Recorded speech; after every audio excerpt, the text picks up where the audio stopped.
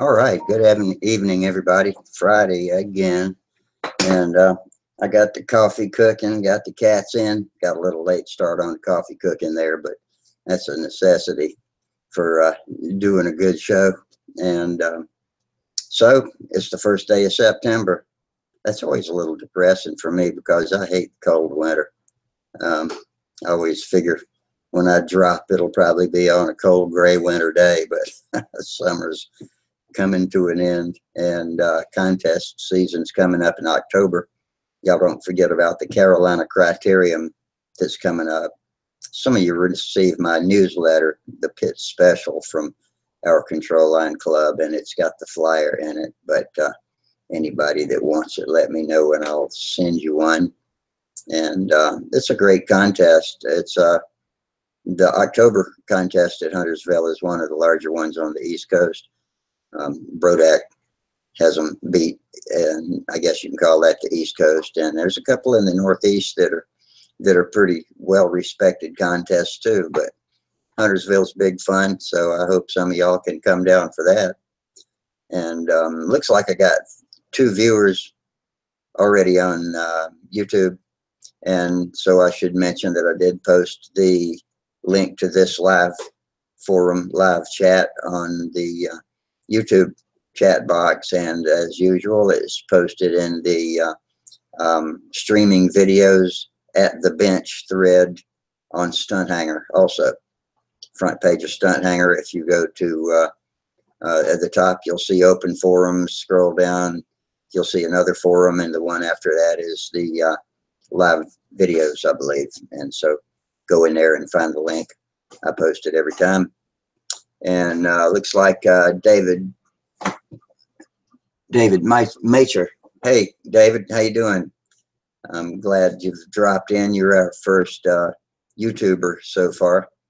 And if you can get in live, feel free to give it a try. If you're on a phone or a tablet, I believe you've got to download the Google Hangouts application app these days. Hey, Ken Colbert's here. Good to see you. In type anyway. And you hopefully going to be able to join us tonight in the video side. We'll appreciate it if you do. Friday's usually pretty good. We fill up with people pretty quick. In the past few Fridays, we've had 8 or 9 people on. I think 10 is the limit that the chat software won't accept anymore, and we've never quite hit that. 9 is a real fire drill.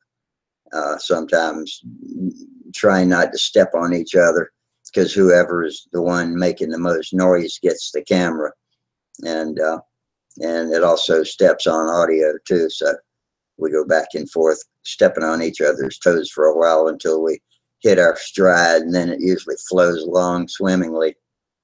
And it looks like my coffee's ready, so as soon as I get a couple of people in here on video with me, I'll let y'all have it for a minute while I go get a cup.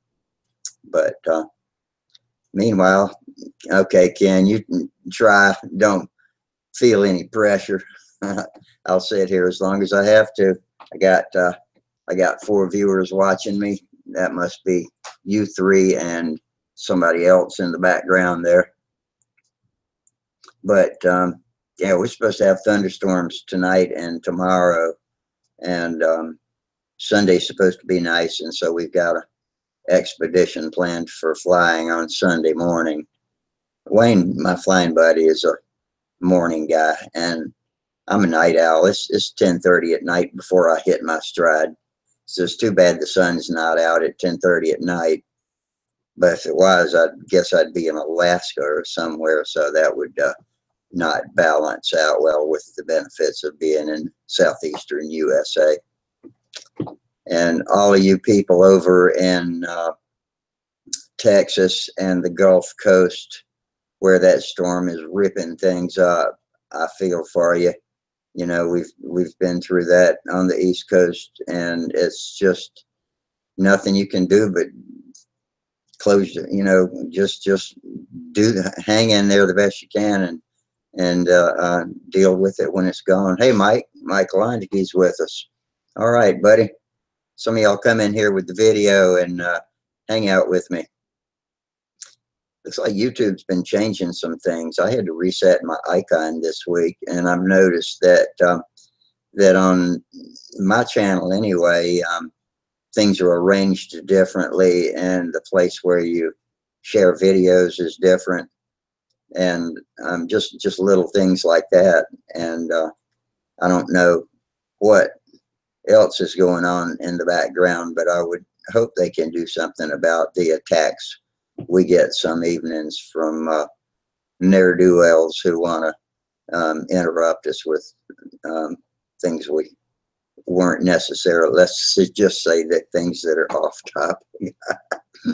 And anyway, we survive it. The best thing to do is just keep talking straight on through it. Bang them out when I can. Laugh about it when I can't. So you guys, we got Ken, we got Mike, we got David. Y'all tell me what you've been doing this week. All right, let's take a poll. Who's been flying? Or maybe everybody's been working. That's the thing about work. You gotta do that when you're supposed to be flying.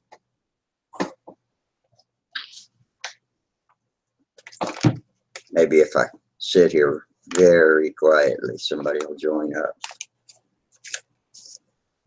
I doubt it. Besides, Sparky's watching. I bet he is. Come on in here, Sparky. We know you're out there. Ken Culber says, yeah, I'm not going to say, I didn't want to say it, but that's what I meant by off-topic subjects that outside visitors came in with. And I asked that guy if he was an air modeler, and he said, yeah, he actually talked to us. And I said, so what kind of control line do you like to do? And he said, here, I'll show you. But I think he might have clicked on the wrong folder when he showed us what his idea of control line was. It's always interesting. Sorry, Mike.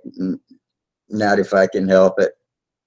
Oh, man, David crashed 3 planes this week. You crashed 3 planes this week? Well, I tell you what, at least you're out there trying. You must be trying a little too hard. But if you're not crashing and you're trying to learn to do something better, then you're not trying hard enough. Here comes a live feed, and I guessed it was Big Mike Lanky. How you doing, bud? Wake up, Mike. Are your eyes closed? Or are you frozen? Lock you in so I can see better. Nah, you're froze, Bo.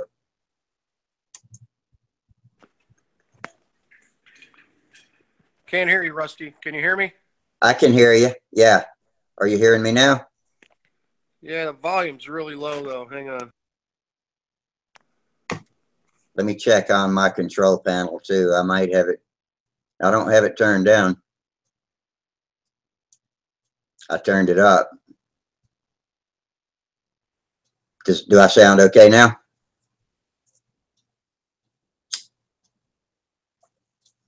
I'm going to put it back where it was. Mic is off the air again. But sometimes it starts out this way. Okay, here's Mike again. All right. Yeah, I hear you now. Yeah, okay. I need to turn my speakers up over here too, but there we go. Okay. So how's everything in Nashville? Wet. Oh, is it? Yeah. I guess y'all are getting all the spinoff from the hurricane, aren't you? Yeah, quite a bit. Quite a bit. You asked what was going on this week. Getting some RC stuff ready for Samuel. He wants to fly RC airplanes. So does he? All right. Got him a little electric Park Zone Cub. Those are great.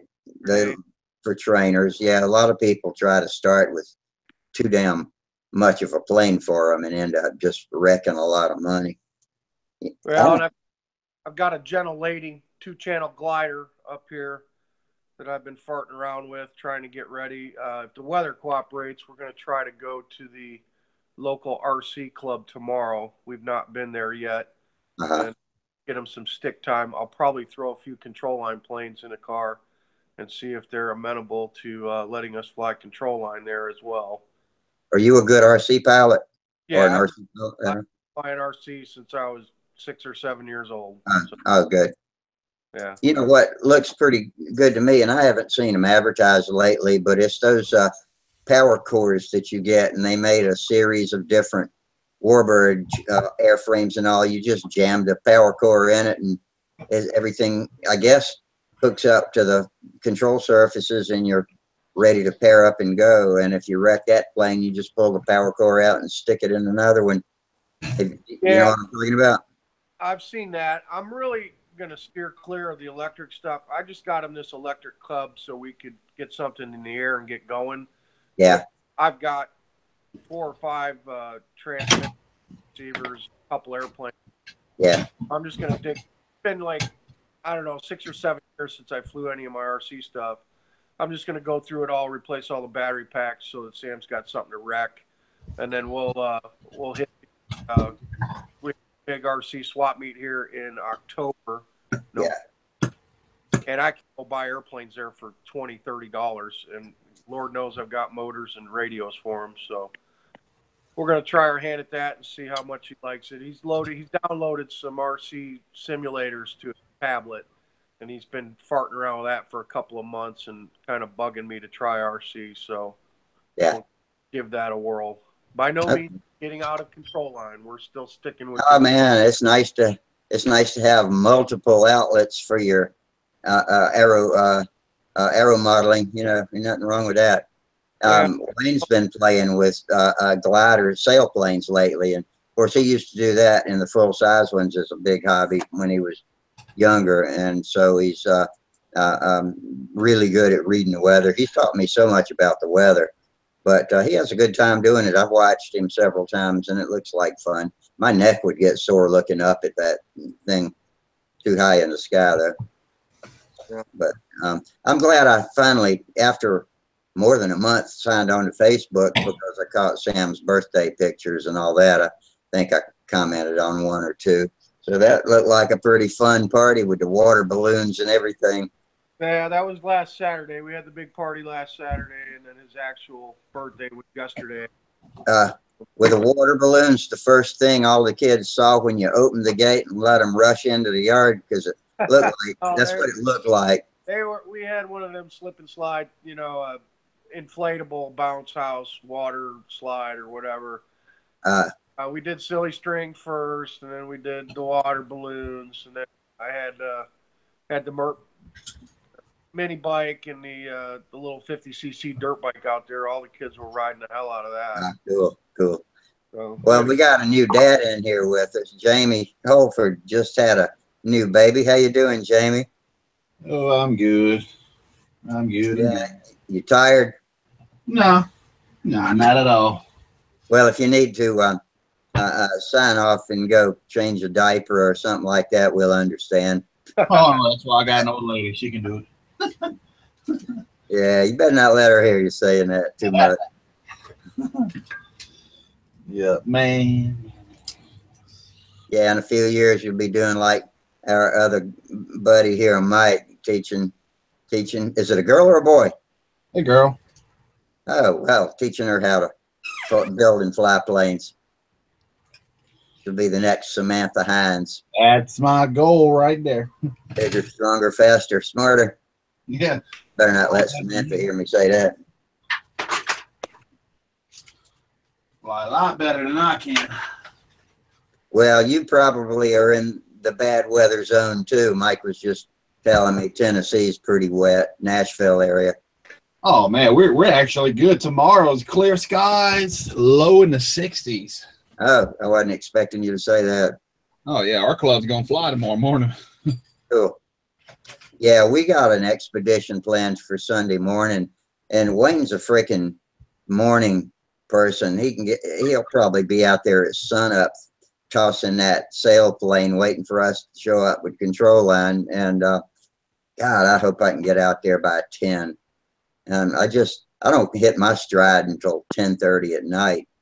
And then I'm feeling inspired, you know, want to do something and go out to the shop and work until 1, something like that, or sit on here on my show nights and sit with y'all till 12:30 or 1. But I'm not. I drag and moan and whine until I get a cup of coffee in me, and then I kind of gradually start waking up all the way until 10:30 So at I night. do a couple weeks ago. You broke up too much. I couldn't understand anything you said. And you look like you froze up too. Oh no, you still there, Jim? Okay. Oh, yeah, I'm here. Was that Mike? Was that you talking? Somebody was talking. Yeah, I was trying to. Oh, okay. Yeah, you were broken up. At Paducah last week, I am with a bunch of Norville stuff. We got some 061s, quite a few actually, 4 of them, Oh, man, that's a great haul. and a new Hacker, which we've been flying in the backyard. They're not great for half-aid combat, but they're good enough for Sam. Yeah. Is he practicing combat tactics? Are y'all playing chase? Well, we're working on that stuff right now. Hey, Charles. Charles Carter just joined us. Hey, How you everybody. doing, bud? Doing well. How are you? I'm good. I'm good. All right. I got enough on you now to where I'm gonna walk over there and get my coffee. So y'all don't burn the place down while I'm gone. All right. I'll be right back. All right.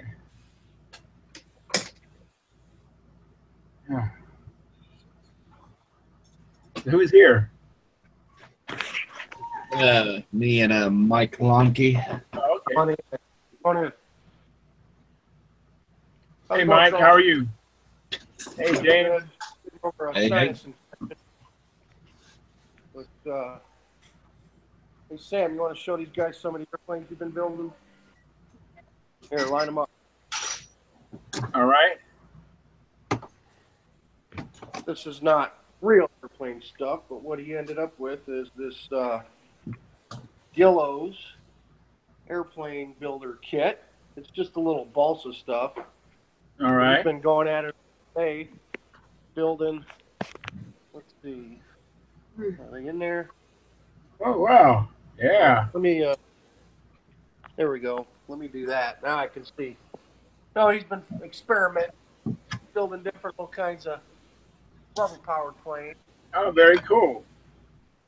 Just farting around a little bit. Yeah, you can learn a lot about trimming with those. You know, getting your balance points right, all that sort of stuff.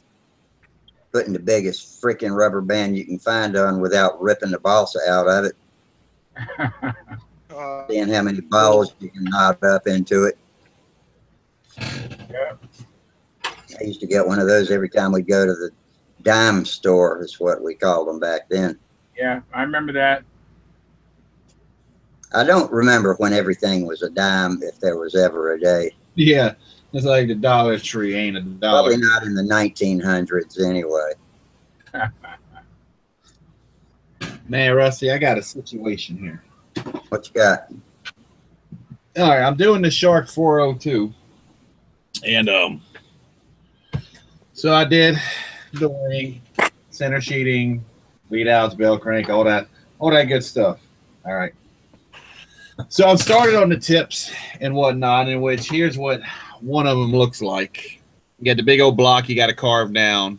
Yeah. So that's the outboard wing. So I put on the inboard wing. You know, you got the cutout for the adjustable lead outs. Well, when I put it on there, I realized, and I don't know how this happened, but it happened, that with the inboard tip on, I got maybe 2 inches of lead out sticking out. Oh, wow. To actually finish it off. So I could either chop the center sheeting all up, which I'm gonna have to do top and bottom because of the way it's made, just to be able to hold the nut and undo the screw, and you have to get both up and down on it. Or I could just eliminate the wing tips altogether, just have the tips flat like this, with light ply on each side, and just have a ball with it. Well, that would be the easiest solution, but this is just going to be a fun flying sport plane, and it's a small wing, right? What, 36 inches or something? Honestly, let me see.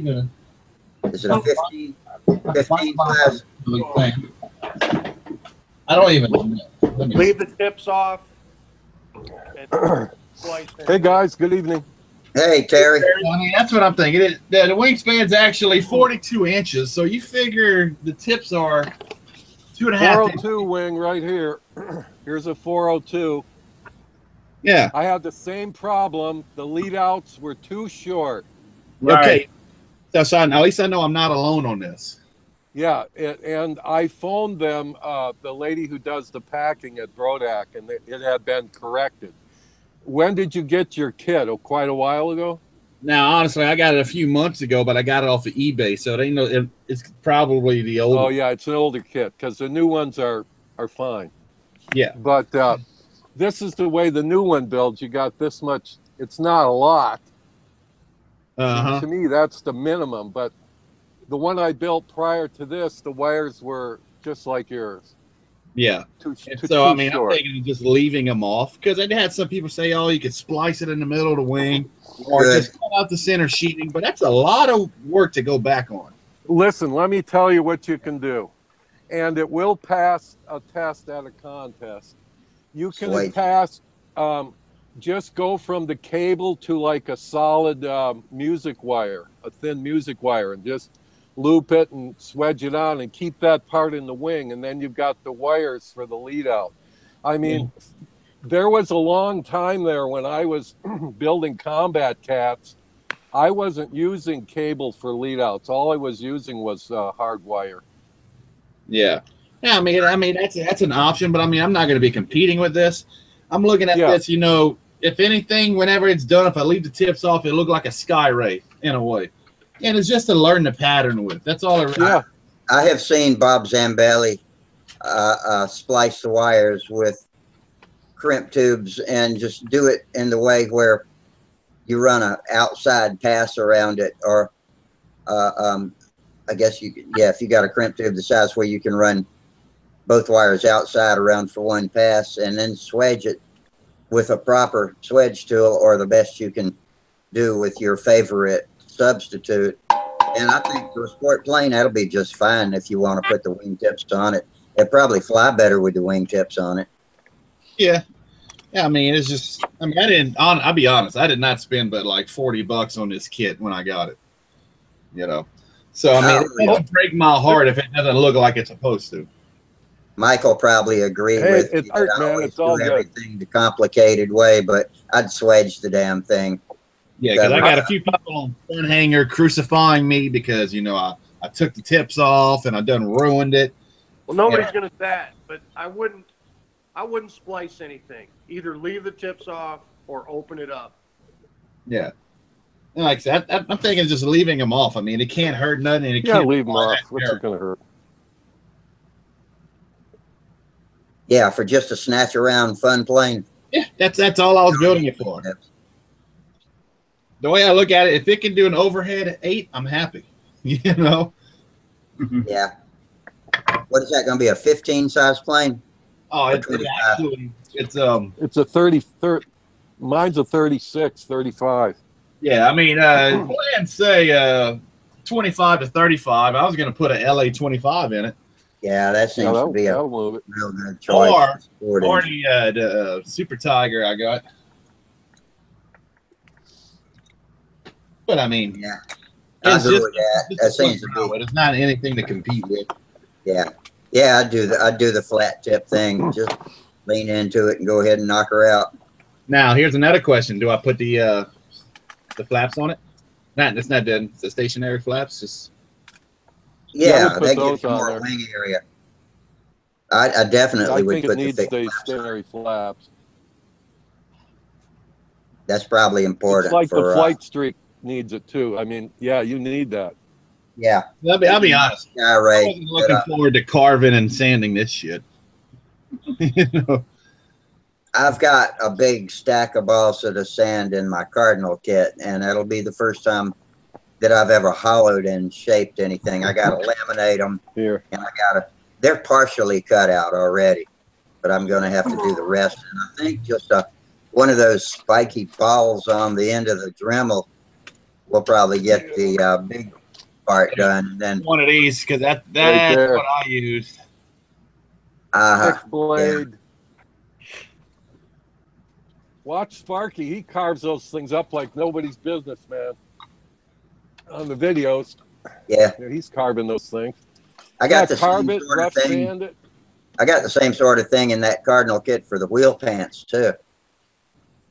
Yeah. Yeah, I just started on mine. Let me show you with it. You know, I take when my 1-inch sanding belts break, which they occasionally break because I'm in a hot garage. Yeah. I take and I use shoe glue and I glue them on paint stir sticks. Yeah. Let me tell you something. This stuff chews through plywood, man, with no problem. Yeah.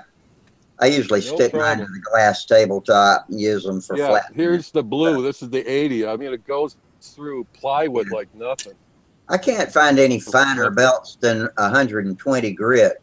What do you put on your sander?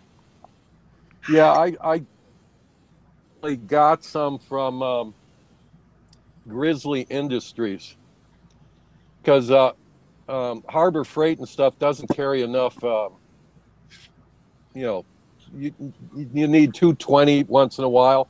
Plus, I bought the knife blade sharpening set, and it even comes with a leather froth belt, which is, I get off on sharpening knives. I like knives to be sharp.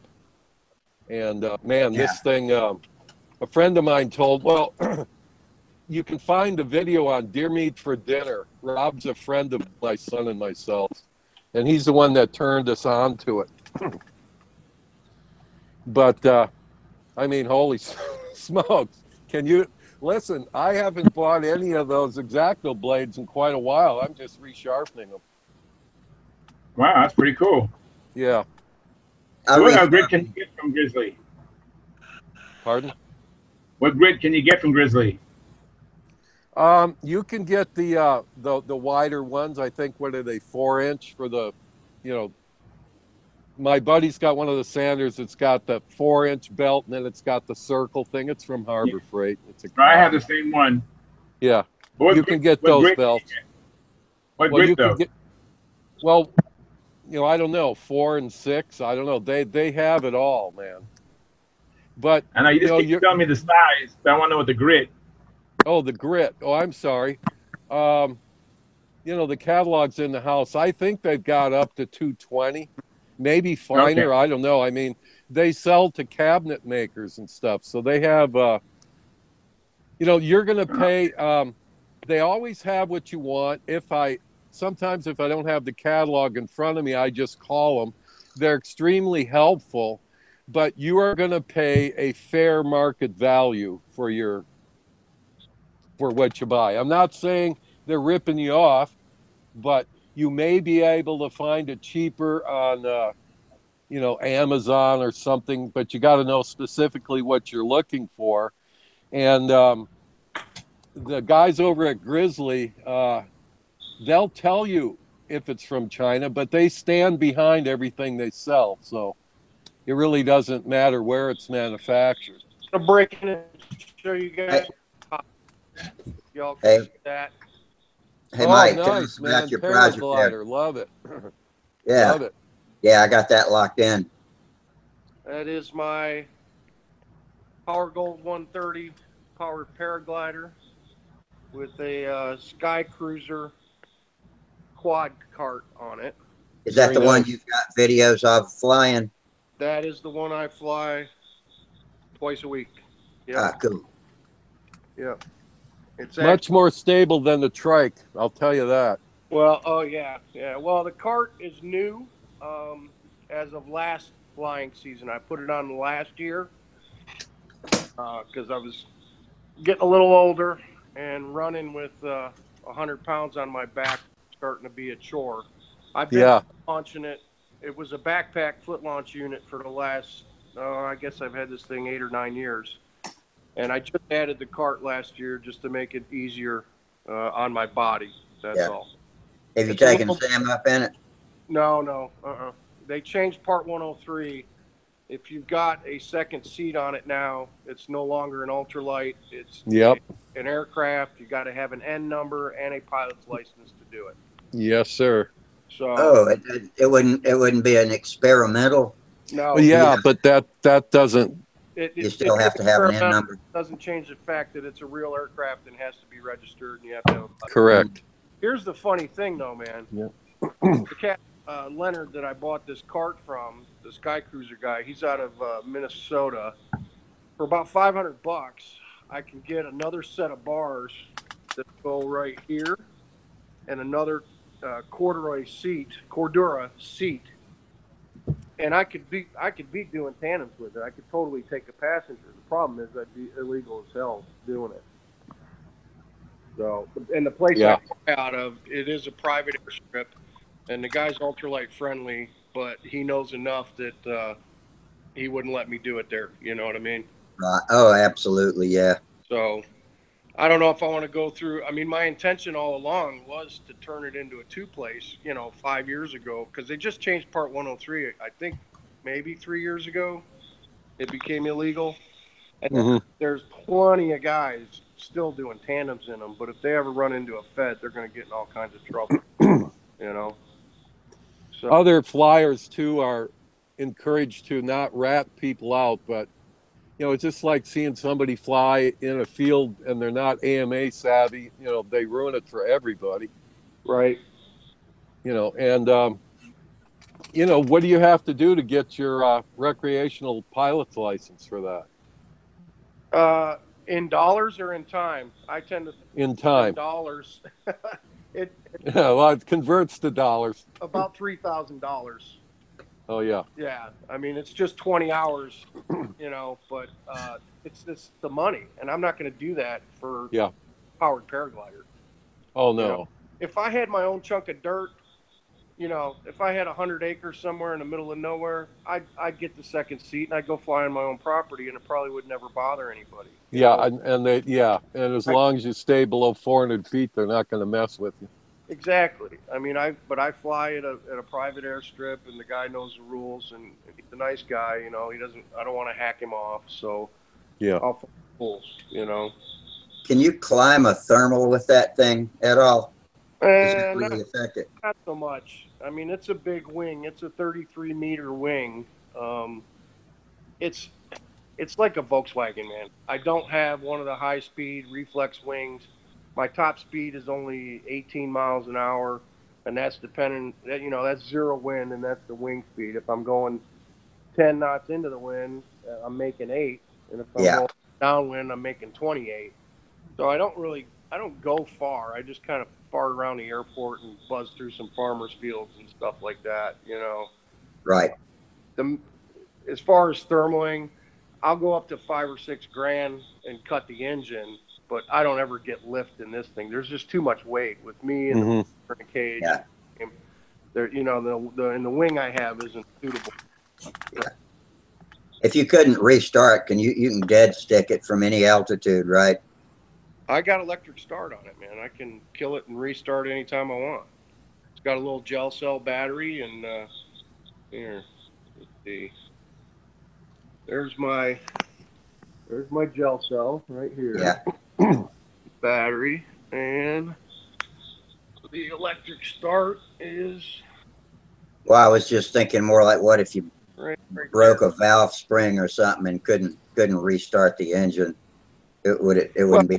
Then I would just glide in and land it. Yeah. I don't power anyway. I don't ever land with power anyway. I always kill the engine. Yeah. 200 feet or whatever, line myself up and bring it on in. Yeah. So, that's the big thing is you got to, when you're flying around and you're low, you just got to make sure you got an out in case the engine does quit. You got to make got a safe place to land. That's all. But so far, You know, I've got, I don't know, probably 200 hours on this thing and 400 flights, 350 flights, and I've never had any engine problems. I did blow my muffler out. I was flying, and one of the springs came off, and it was vibrating really bad, and it punched a hole in my expansion chamber. Oh yeah. Blew a chunk out of the expansion chamber. It got really loud, took a big chunk out of my prop. But I was real close to the airport, so I just shut it down and came right back to the airport. You got what? Lucky. Yeah. It's a lot of fun. It's a cheap way to fly. You know, the only big difference now is loaded onto a trailer to get it over to the airport because it won't fit in the back of the truck anymore. Wheelbase and fly. When it was a backpack unit, I could just lay it down in the truck and go. So now I can put it in the pickup, but now it has to go on a trailer to go somewhere. So it kind of you're flying on a runway or a nice long smooth grass strip. Whereas when I was foot launching, I used to take it with me everywhere, and I mean I take off the 2-lane deserted wherever I was. I didn't care, you know. Oh sure. Have you done any skydiving lately? I have not, but I actually just made a phone call this week. A buddy of mine up in Michigan is going to send me a rig over the winter, and I think I'm going to get current again next spring and start jumping again. Yeah. Jamie, buddy, you're rubbing your face over there. Are you okay? Oh yeah. Trust me, I ain't lost no sleep this week. Yeah. If I didn't sleep good, it's because of stupid little beds at the hospital ain't that comfortable. Yeah, how's that new baby? Oh, something else, that's for sure. Well, congratulations, man. Thank you. What's her name? Shelby. Shelby? Yeah. All right. Good name. Rusty, you just skydiving. I do have about 4 jumps out of these powered paragliders. I have skydived out of one of these. Oh, really? Yeah. A couple guys on the airport I used to work at in Michigan had these things. And for $20, they'd let us get in the front seat, and they'd take us up to like 2,500 feet, and we'd climb out. Kind of neat, jumping out of a parachute with a parachute. Yeah. Did you ever go out of a hot air balloon?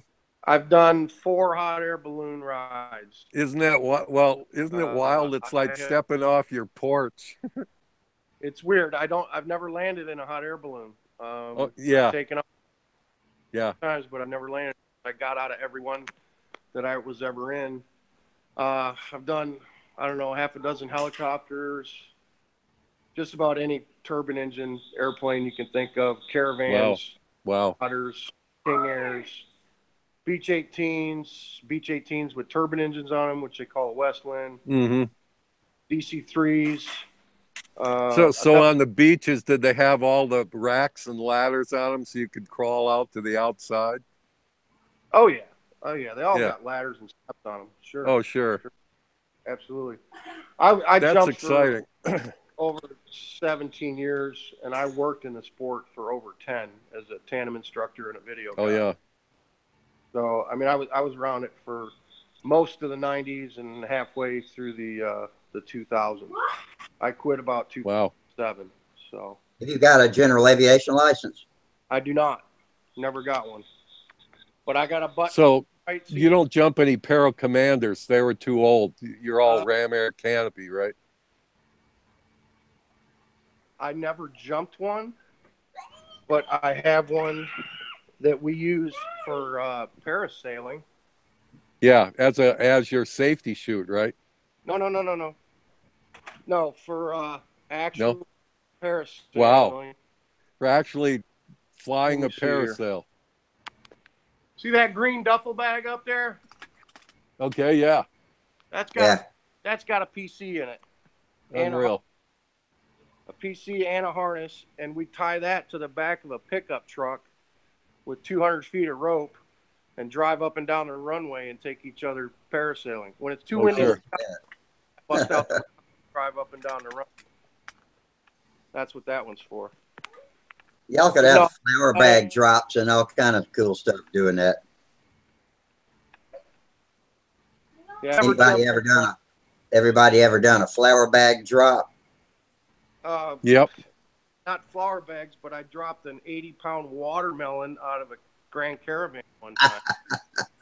And I've got video from the airplane and from the ground of this thing hitting the ground. And it's just, we went over the top of the drop zone at 500 feet, and I rolled out. This guy grew it. One of the guys grew it. It was 80-pound watermelon. Wow. Yeah. Rolled it out of the airplane. We threw all kinds of shit out of the airplane. Pumpkin. I mean, chucking like 10 pumpkins out of the airplane. That's great sport. But yeah, the balloons were really cool. You mentioned that, it's like jumping. It's like a base jump, really. Yeah. It's like stepping off the back porch or something. Yeah, because the helicopter, you got the downward blast and all that, and then when you go out of the plane, you got the wind to kind of, the thrust and the Well, you got the 4 speed. You're probably flying 80, 90 knots. Sure, that's what I mean. So you feel the wind on your body, and a helicopter's noisy, but a hot air balloon, yeah, you start from zero, so it's really a lot like a base jump. Yeah. I have jumped 3 of the 4 objects. The first one was a 1,000-foot antenna up in Michigan, a radio tower.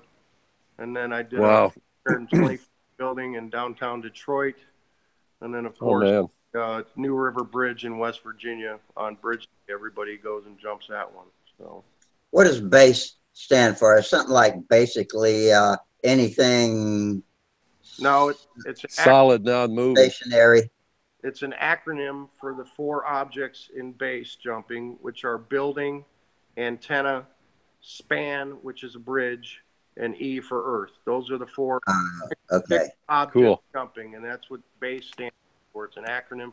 Okay. I thought it was basically anything stationary and elevated or something like that. But no, specific. So I got the B, the A, and the S. I have the E. I've got to make a cliff jump somewhere. That's part of the reason I want to current on my skydiving again, because I would like to plan a trip to Norway in the next 4 years and go jump the troll wall in Norway and get my cliff jumps in. So before I'm too old, I want to get my base number. You have to jump all 4 objects to get a number, and I'm missing the cliff. So would you be able to wear one of those flight suit things? No, I wouldn't do the squirrel suit, man. That's not up my alley. All that came out. It was all emerging just about the time I quit the sport. The wingsuits were. Yeah, the wingsuits. Yeah. The stuff they're doing with the proximity flying, because they're trying to get as close as they can. Yeah. You're number 1 for a while, and if you're number 2, you get to be number 1 real quick because number 1. That's what happened to that last guy. Yeah. Well, there's been about 50 of those guys in the last 3 years. Oh, so, I know it. Yeah, it doesn't pay to be in the top 10 because you go from 10 to 1 pretty quick and then you're gone. So, no, that's not for me. I just want to go fling one. The troll wall in Norway is 3,200 feet tall. I have a lot of friends that have gone there on organized trips and jumped that. You don't need a base rig or anything special. You can take a normal skydiving rig off that because it's over 3,000 feet. I mean, it's that's amazing. You can still free fall it for 15 seconds and open at 1,800 feet. And if you have a malfunction, you can cut away and pull reserve. I mean, it's the safest place to do a cliff jump. I'm not looking to do any 500 or 600 foot cliffs out in Utah or anything like that. I want to talk the wife into it. It's going to have to be just like a skydive, Yeah. Well, that makes sense. Two parachute rig and 3,000 feet. She'll be cool with it, Yep. Does she ever jumped? My wife? Yeah, she's done a couple of tandems. Yeah, sure. One of the other cool things. Is she an adventurous type woman? No, not at all. She only did it because we were dating at the time, and she wanted to see what it was all about. Yeah. Seeing a lot more than I care to see. I did jump a 727 jet at World Freefall Convention 2 years in a row, 96 and 97. They brought in a cargo jet, and they put 200 of us on there, and for $100, you could run off the air stair just like D.B. Cooper. There you go. Pretty memorable jump there. That was probably one of my favorite and neatest ones. That one and the Super Constellation as well. I got to jump that one too. The red and white Save Accounting Foundation Constellation.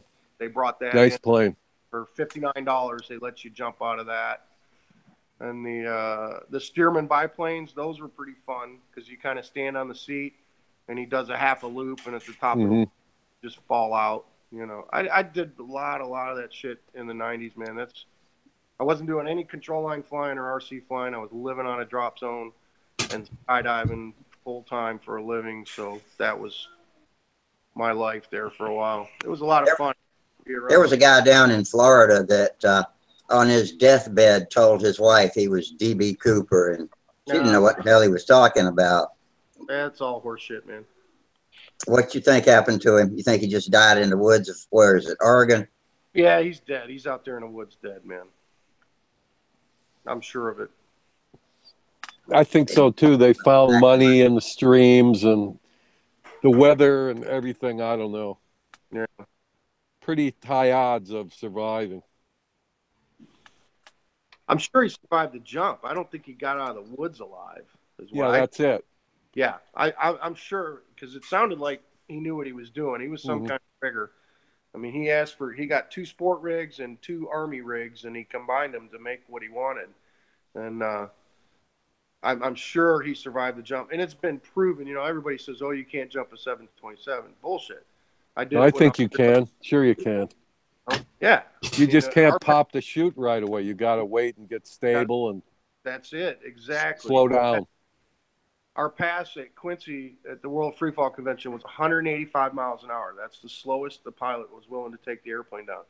So you leave the airplane and you get stable and you decelerate down to 120. You lose 65 miles an hour of speed. But once you're at a normal terminal velocity, I mean, the gear back then could totally handle that. Sure it can. So, you know. Yep. Rusty, I've thought a few times of sneaking at PPG, bringing it on out to Huntersville, man, and using the RC runway and getting a flight in. Hey, if you could get it down here, that'd be cool as hell. They'd probably frown on that with that other airstrip being so close. Oh, man, last Saturday, we had a near collision between a big RC plane and a general aviation plane from that little airport. Oh, no kidding.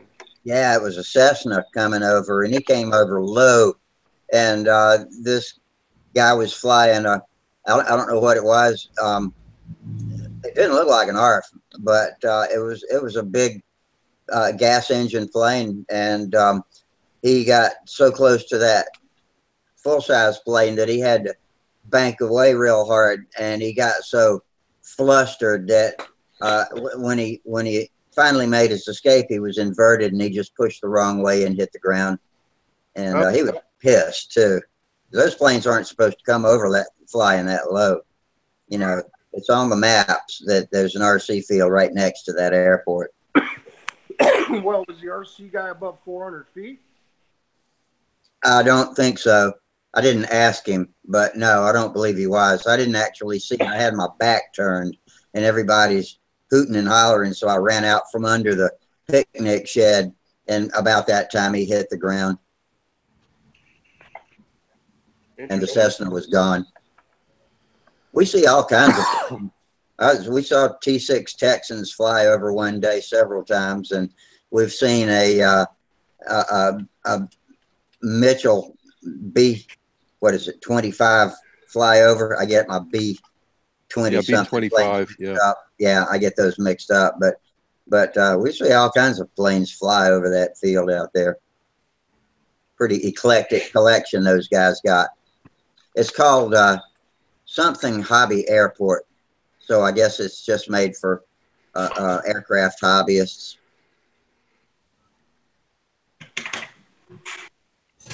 I've looked at it on Google Maps before. It looks like they got a couple of pretty nice runways and a good row of hangars.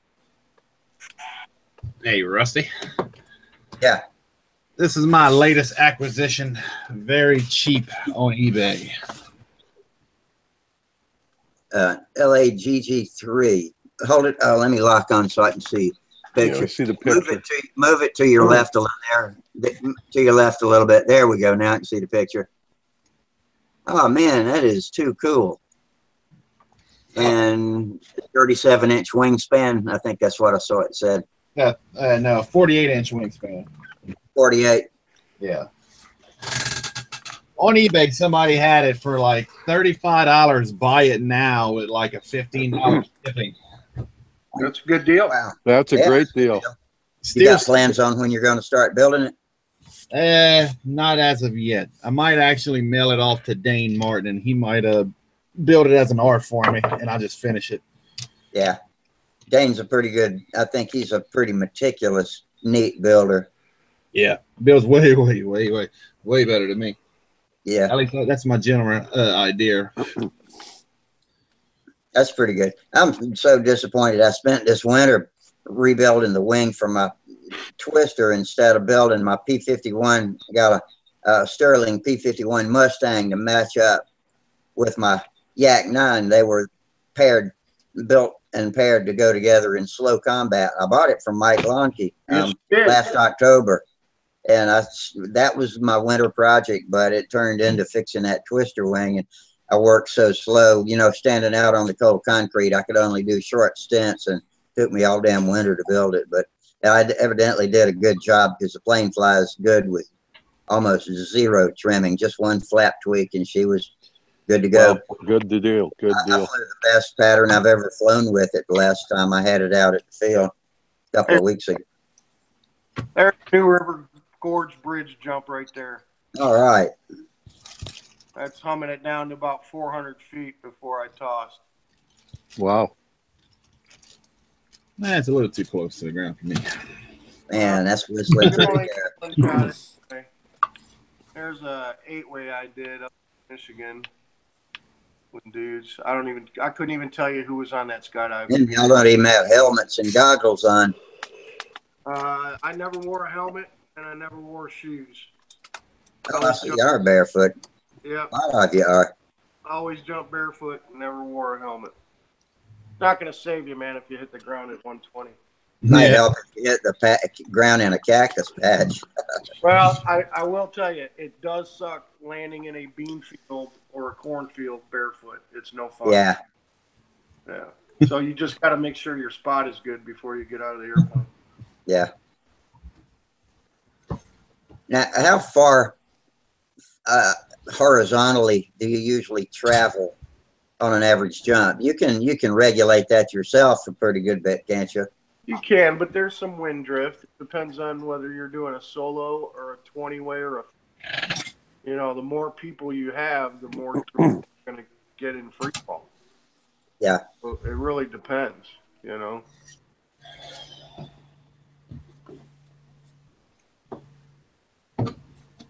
Anybody else here ever jumped out of an airplane? I'm only going to jump out of a plane if it's burning. The Army requires your fixed wing aviators to learn how to leave.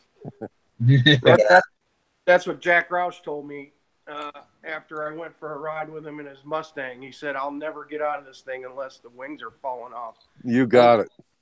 I had the pleasure of meeting Jack Roush in Michigan. He's got an AT-6 Texan and a P-51 Mustang, Old Crow. Mm-hmm. He used to fly into the airport I worked at all the time, Napoleon. He'd come out of the water, take a leak or whatever. And he had nobody with him one day when he was in the Mustang, so he offered to take me up for a ride, which of course I said yes. Hell yeah. We got down and I offered to take him on a skydive there. I was like, dude, come on over to the drop zone. I'll take you on a tandem jump for free right now. We can get it done right now. Refused. He said, no, thank you. I'm never getting out. I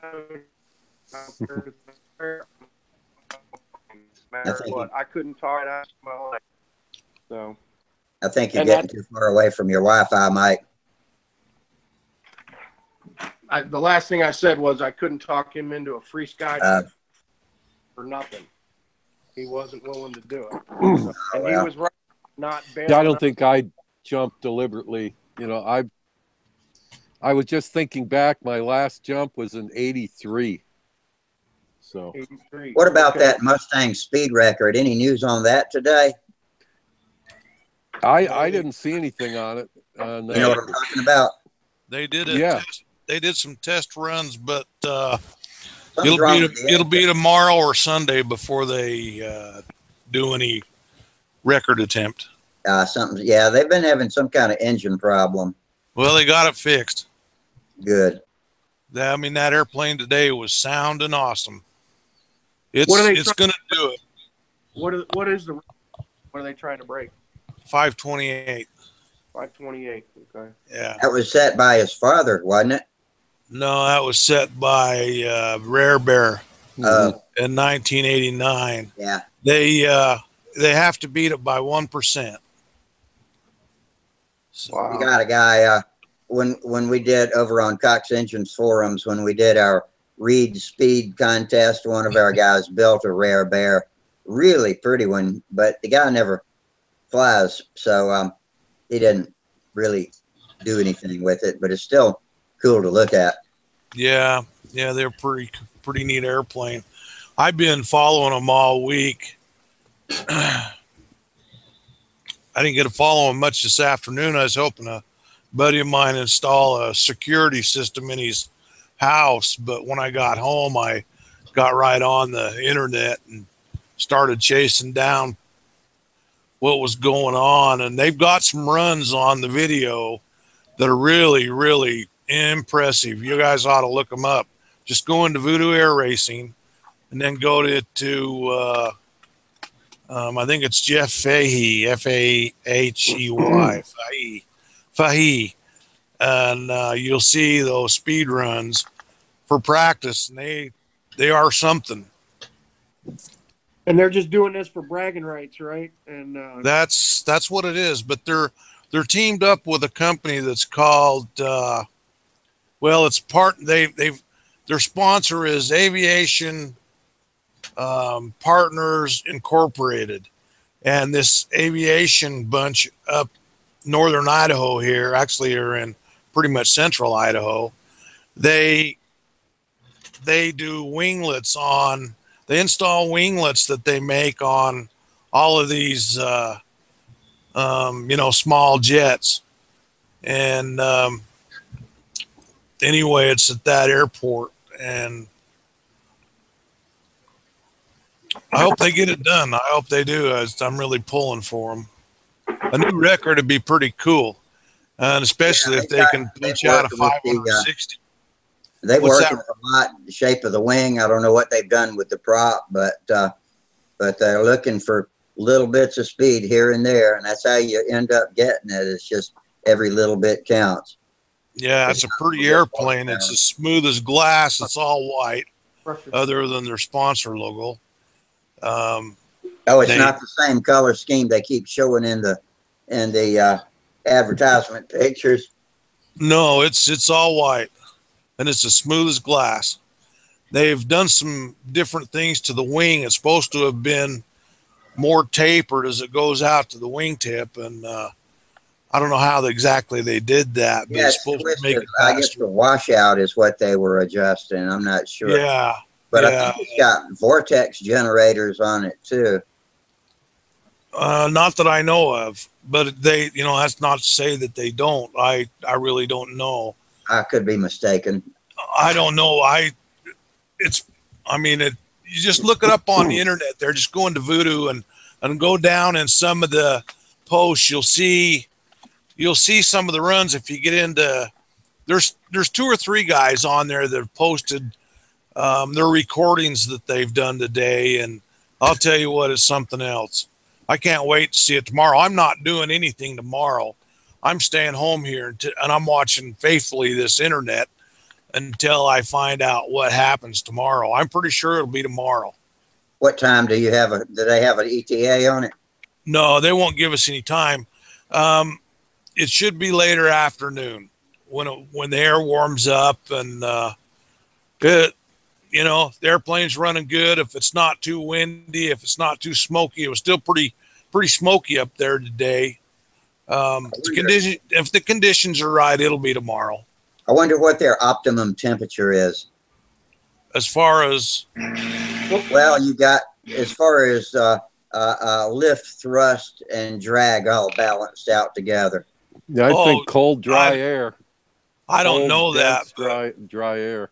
Well, that's what I would think too, but they went to a higher altitude and they want to do it in the afternoon when it warms up. And that's the same. That's compressibility. Hey, Mike's, compressibility. Yeah, there's your airplane. A picture of it right there. Yeah, there's your airplane. Wait. Which one you on, Mike? Is that the one that's got the 3 different posts that you'll see them fly by on a couple of them? Here's one of them. Let me get the flyby. Okay, there's a couple of them where they're up in the well, it's kind of a grandstand type of deal.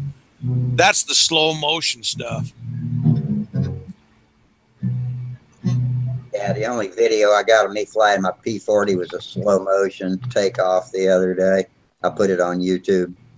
There's one above that, Mike. You look, I think that you'll see it. That one there. Go back down. That one? Yeah, that one there, the bottom right. Give that one a whirl. Video. That's slow-mo. Oh, well, that's not what we want. Keep going down. Well, that's the wrong guy anyway. See if you can find Fahey. How about that? Try that one there. It's there because I watched a couple different ones. There's Skip Holmes. Yeah,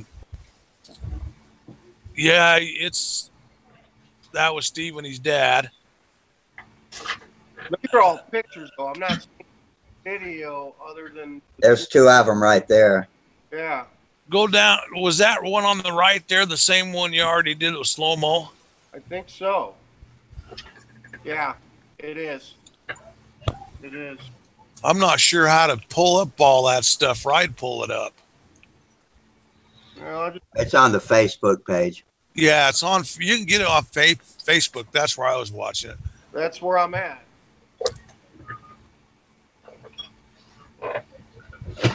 Try that one. See, I think there might be some stuff with that one. These pictures here were yesterday. That's just a still shot. That's way low, old. These here were a couple days ago. Well, that's what I'm telling you though. What I'm looking at is just pictures. Yeah. Other than the 2 I showed you, there's no current video of a fast. Just try to. Let me go into Facebook for a minute. I'm going to minimize you, and I'll go into Facebook, and I'll direct you because I don't know how to get it on there.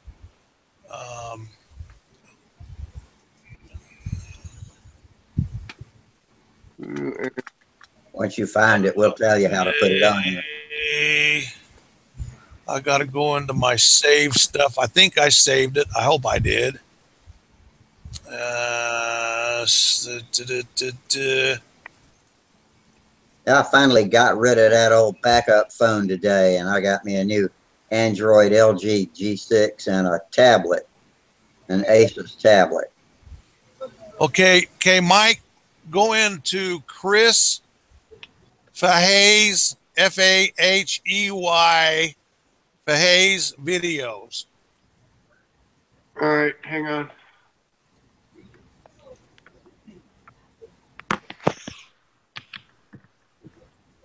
Spell the name again. Chris Fahey. What you working on, Charles? You had your mic turned off for a while there. Oh, you still do. Yeah, I'm doing some shredding. I did that all day. All day. Yeah, well, I was in the financial services for 22 years. Oh, yeah. I got 22 years of files. Oh, we had I usually haul hours down to the shredder drop-off truck. That's an idea. Finding it's just old stuff from him. Hey, he's talking about Hoot Gibson here. That boy lives right down the road. That astronaut, Hoot Gibson. He's a cool guy. Yeah, Hoot Gibson. I know guy. Hoot I've Gibson. talked to him. Yeah. Me too. I know him. He's an EAA member. He came in. Oh, here we go. Right here. Here it is. One of the guys told me he came into the local hobby shop not long ago with a pulse jet, asking if anybody knew how to get a pulse jet running. Sure. I gave a guy my number, and I said if he comes in again, have him call me because I've got a couple of Dynajets I fly. Sure, me too. Like as long as the reeds are good, you're moving. Yeah. Get some air through it. Hey, Mike. Yeah. Experimental Aircraft Did you Association. find Chris Fahey? I did, but Okay, I've got one here that shows 5 windows, and 4 of the 5 are his airplane flying. Well, Voodoo flying. Voodoo, yeah, that's the name. Well, yeah, that's but everything I'm seeing is from 2015, 2016. It's not the new one. I got nothing new. It's all 14. See, that's what I found the other day. I couldn't find the white new plane. Right. Other than a couple still pictures. Okay, try one more. Try this one. Yeah. Try Bernie, Bernie Vasquez.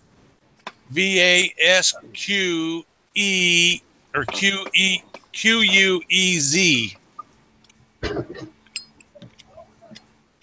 It says here Chris Fahey shared Bernie Vasquez's post to the group Allied Warbirds and Pilots of World War II. I've got it right here on my screen. I just don't know how to get it into what we're doing. Okay, I got one here. Voodoo Vasquez. Hang on. This one here says test runs today, a possible new piston world speed record in the next day or two, with a smile on it.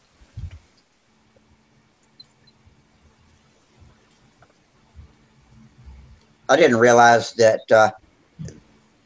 sub-Mach planes had Mach indicators, like Mach fractional readout, like Mach 0.75 or something like that. No, I can't find it. I don't got it.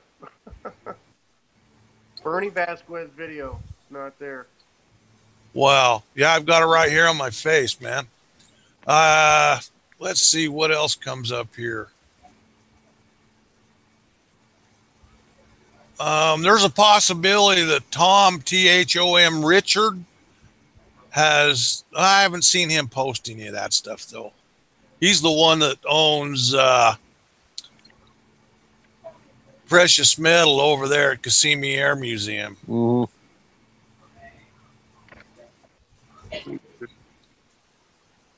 Hey, Terry, I was watching Kermit Weeks last night fly his Mustang in that TP-40N. Oh, yeah. The only one in the world. That's a pretty cool airplane.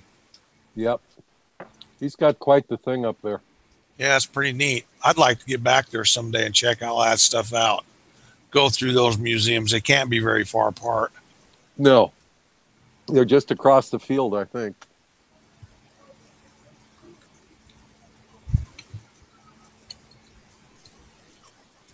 Well, let me try this.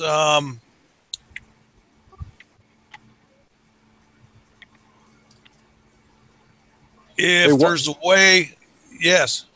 Oh, I was going to say, while you guys are looking, I wanted to ask about your Ram Air canopy. What type of reefing device do you have? Is it a sleeve that the chute comes out of, or for skydiving? Yeah. It's in a deployment bag. It's in a bag. Okay, it's a bag. It's a square bag that fits in the bottom of the container, and then the lines are because the reefing, didn't they have to have? When I jumped one way when they were new, and they had these weird reefing devices. Yeah, that's before my time, brother. I was still when you made your last. This one had like a bungee cord wrapped around it, and you jump and it would unfurl, and then the bungee cord would unwrap with like this tennis ball on the end, and the chute would gradually inflate. The cells would inflate. It was, I don't know, it wasn't, didn't give me a real warm feeling while it was doing that. That's all before my time. I started in the early 90s, and by then, all the gear was pretty modern. No one was jumping rounds anymore. There was a few guys still using round reserves occasionally, but most of us had switched to squares as mains and reserves by then. They went into a deployment bag, a square bag, and your bridle and pilot chute came out of that, and the bag kind of turned inside and out on itself after the canopy opened. I mean, it's very small. Oh, yeah. Only about 14 inches long, 9 inches high, and 6 inches wide. You know, kind of like about the size of a little bit smaller than a cinder block, I guess you would say. Wow. And that's what would be in the bottom of your container. And it had the rubber bands on it. So best way to explain it is like a box with a lid on it, but made of fabric. And then to close it, it had grommets in it. Mm-hmm. And the rubber bands would go through the grommets. And then the box disappears, yeah. The bites on the line, and then the line bites is what kept it closed, kept the deployment bag closed. And then they would zigzag back and forth across top about 8 or 10 times. And as the pilot chute extracts the bag, the lines would unfurl one stow at a time, left, right, bing, bing, bing, bing, bing. So that reefed it, sure. The parachute would come out, and the bag would flip up inside out, and the parachute would deploy. So I've seen some of that old gear, man. Guys used to drag it out, and we'd fart around with it, but nobody ever jumped it. You know, the closest we came to using any of that stuff was paracommanders and some of the old T10s. If we had harnesses for them, we'd tie them to a truck with a rope and drag each other up and down the runway. Well, I've got a paracommander, and it's in a crossbow pack, and it was given to me by a guy just before I quit jumping, and it was beautiful back then. I mean, I wouldn't be afraid to jump it because the air hasn't changed. You know, nothing's changed. I would check it, but make sure all the rubber bands and the shrouds in mine do the same thing. They're under the rubber bands. They're kind of accordioned in there. It's the same thing. Talking about rounds, I'm on this thing called Friday Freakout. It's a skydiving website. They show malfunctions all the time, and the one that came out. It's called Friday Freakout. Friday Freakout. It's on Facebook. All right. You can subscribe. And this guy was jumping vintage gear rounds, and he had a malfunction on the first round, and had to use his belly wart. And he had to cut away that damn first round because they didn't have it in a modern rig. It was an old container. So it had shot. Oh, sure. It had cape wells on it. He had to open the cape wells and pull the rings and then pull the D handle on his belly, man. And it was a tiny little round. And pounded in on that damn thing, man. But yeah, check out the Friday Freak skydiving website. I'll have to check that out too. You can sign up for it. They send us some pretty cool shit of people doing dumbass shit and surviving. You don't. It's fun. It's a plated paracommander. Pull up here, full size. Yeah, I got a question, James, baby. New baby, James. What's up? New baby. Yeah. How's things? Oh, that's good. Your wife, baby, all good and everything? Oh, yeah. The only thing that sucked was 4 days sitting in the hospital. That's about it. That's pretty tough. That was a long one. The first ones are usually longer if you have more. Oh, this is my second one. Well, congratulations twice. How old is the first one? I've had 4. They're all grown, and I got 9 grandkids. And I'll tell you what, they're all just as good as can be, man. I just got one. Wow.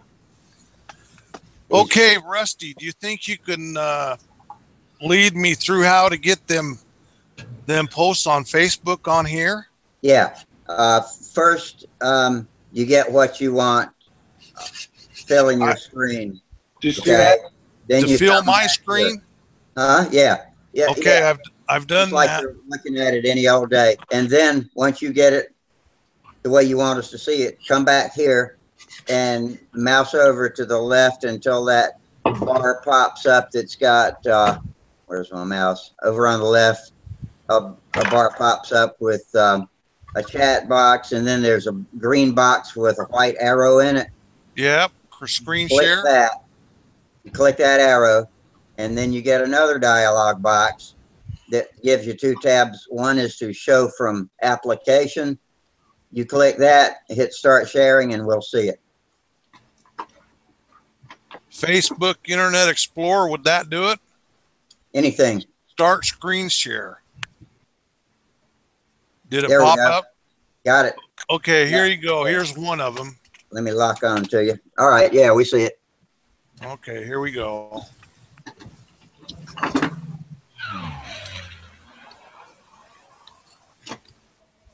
Is that fast enough for us to watch it again? Wow. Oh, I didn't even know anything went by. Man. Holy shit. Yeah, I saw that's Listen, fast. listen to the sound. Yeah. God, Oh, man. yeah, we can't really see it much, but we can hear it. Okay, I'll do another one. It's chopping. It's dropping way too many frames. So, you know, we just see like snapshots as it goes by.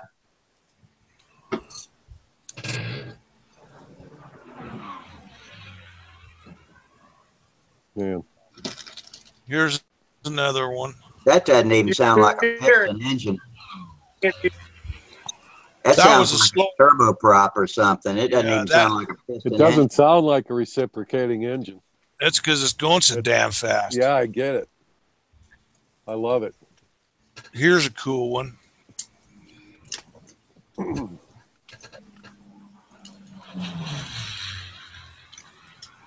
Wow. He's just cruising there. That ain't no speed there. I mean, it's fast, but it's not like that first one. What's the name? This is Bernie Vasquez. Yeah, yes. I'm going to look that up myself. I'm going to write that down. Yeah, this is Bernie here. Oh, I lost my damn pen.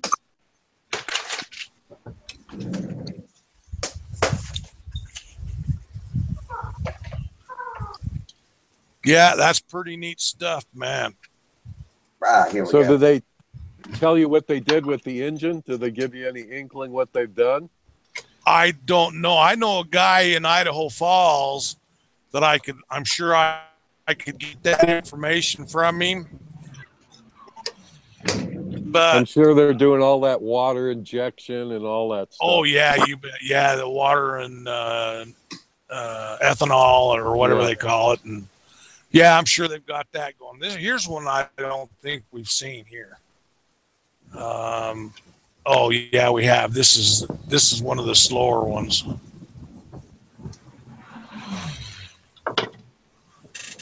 Hear that guy laughing back there? Listen to this laugh.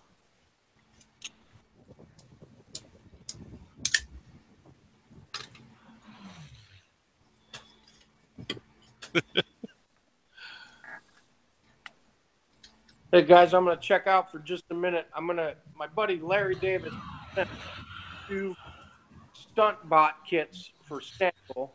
It's a 500 square inch foam wing stunt trainer with a very simple profile fuse.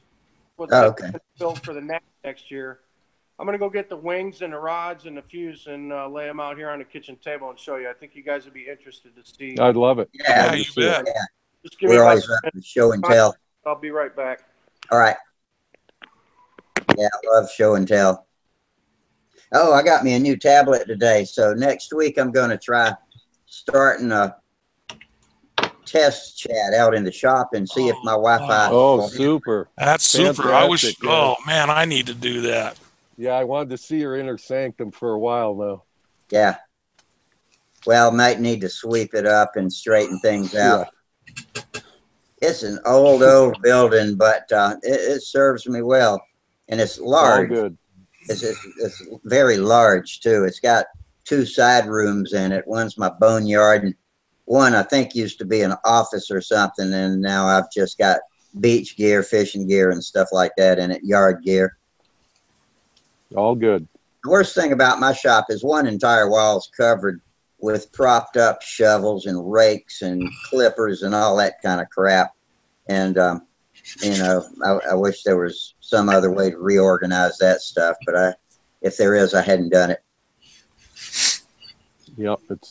We've all got too much stuff. I've pretty much commandeered the rest of my shop to so I took specialized. Here's some show and tell. I took this out of the attic this afternoon. It's a Banshee. And I'm going to put that Evolution 36 on it. Oh, sweet. And, yeah. And It's got a I'm nice thick looking nose on it. Yeah. And I haven't, it should balance about the same, but I'll let you know how it balances. And I'm actually going to, for the first time in my whole career, since about 15, I'm going to try to learn the AMA pattern. Yeah, well, start with the beginner pattern, and that'll teach you the basics, and then you can move up from there. Yeah, I've got that beginner run pretty good. It just I'm just going to do it because then I can come to the contest and fly with you guys, and I'll still bring my big combat ship on my 70-foot lines and my videotape to do my freestyle flying because that, you've seen it because your son does it. Yeah. But I do stuff like I can do 3 or 4 real tight revolutions with the plane totally vertical. Yeah, straight over and the him. handle's like hanging there. Nothing but horsepower. Yeah. Oh, that's what power. it is. It's a LA 46 on a 28-ounce airplane. Oh my God! Yeah, that thing would be like radical. Flying a big half Well, that's the one I showed you. That's the one I showed That's you. radical. Yeah. Shug's like got the flying a only big copy. half-ace. Hey, I gave Shug a copy. He's got a copy. That's sweet. He's got it flying.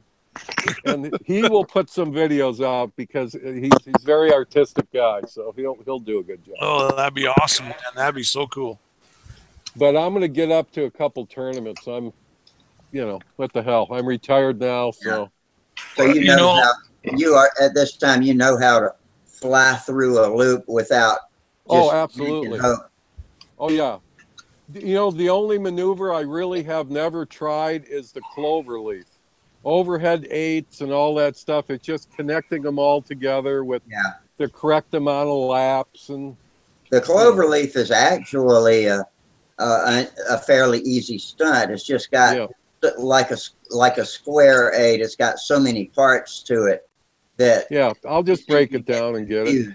Yeah, I think it was Ertnowski had a video, and he says, if you want to learn the stunt pattern, you go out one day, and he says the first day, work on your wing overs.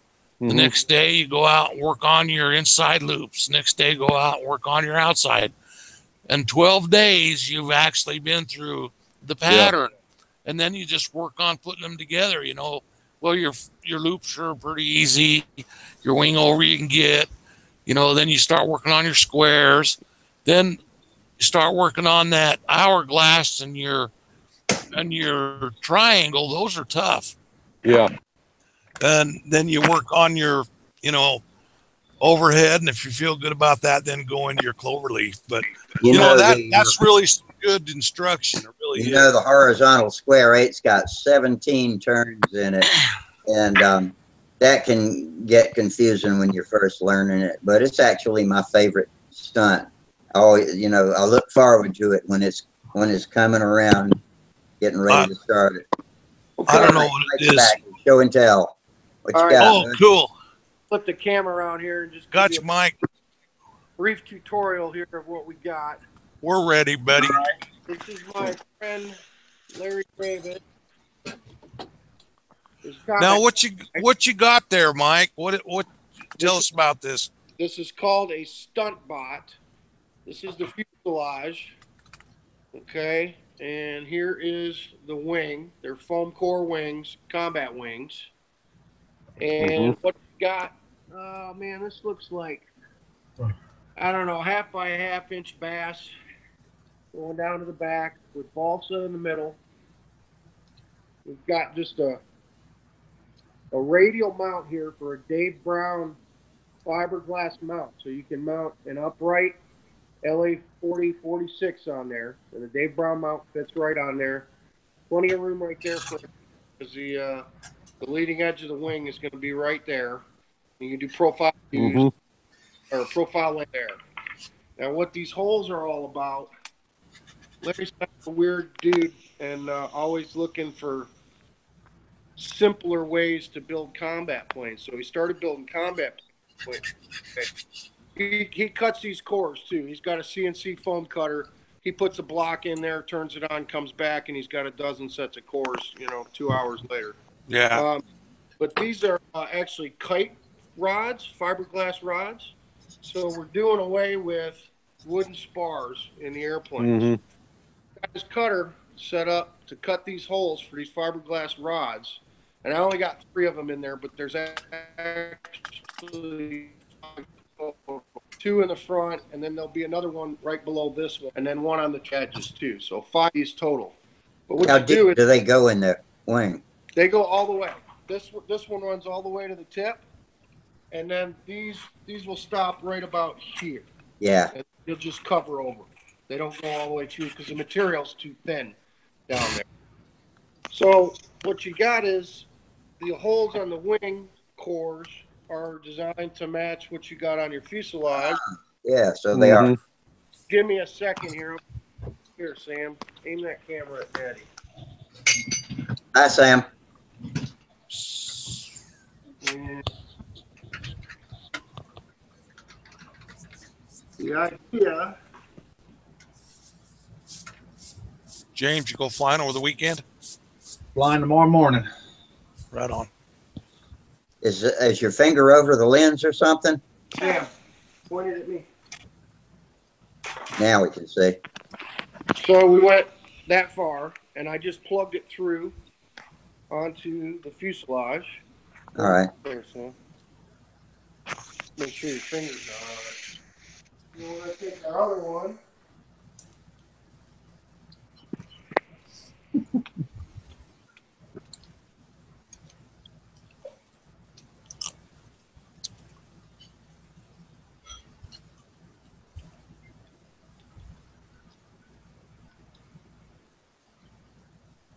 All right.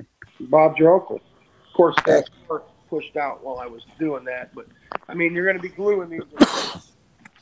So, but that's the general idea right there. So you would glue the spars into one wing core first. You glue them in, and then shove it through the fuselage. Glue it to the fuselage here. Let that all set up.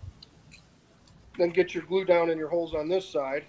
Slide this one in and put some glue, on the face of the wing before you put it to the fuselage. And Bob's your uncle. That's it. That is pretty damn Wow. simple. And we got here's the directions. Very crude, like I said from Larry. We're gonna put some tips on there. 1/8" balsa, balsa tip, and that's about the rudder, the element size right there. 3.5 by 2. Yeah, 24 inches. That's a big one. Yeah, these numbers are all taken from the Tiyasaki. This is very close to wing area and everything else in Tiyasaki. And then we got little scribbles here for where the lead outs go. 4-inch belt crank. CG is 3 inches behind the leading edge.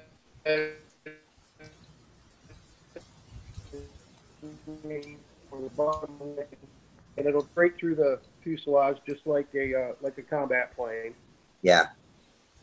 A big That is extremely almost the same thing as a Yuki so far. Like that Yuki. Probably twice as big as a Yuki, though. Yeah. I mean, twice as big. You know what? The fuselage on a Yuki's made out of pine, too. Right. It's very heavy. This one's a lot longer and a lot lighter. Larry's running a rudder on the bottom of his, a rounded rudder on the bottom, just to be weird. But this one will probably get a rudder on top. Uh-huh.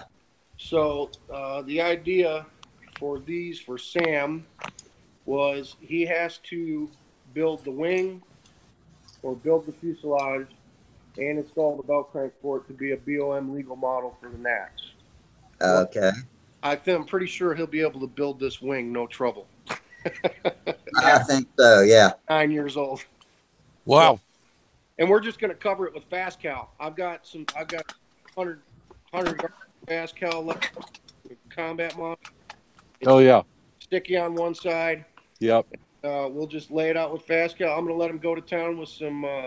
We'll do some poster paint probably on the wing, and just let him do whatever the hell he wants to do on that, and fast cal over the top of it. and then we'll fuel-proof the fuselage with dope probably. Maybe a color, maybe just clear. Who knows? Yeah, I've just used Minwax polyurethane on my Osprey fuselage, and it was as fuel proof as you can get. That stuff is bulletproof to all the solvents we use. But Larry has flown this. Charles. With, he's got electric setup. He's playing with. He was piped ASP 25 just for shits and grins. Put an ASP 25 on a pipe, but it's really kind of like an LA 46. Yeah. Wow. Yeah, that's what I would Looks do. fun to me. Yep. Yeah, that's going to be a badass little plane. I love it. Yeah, it will.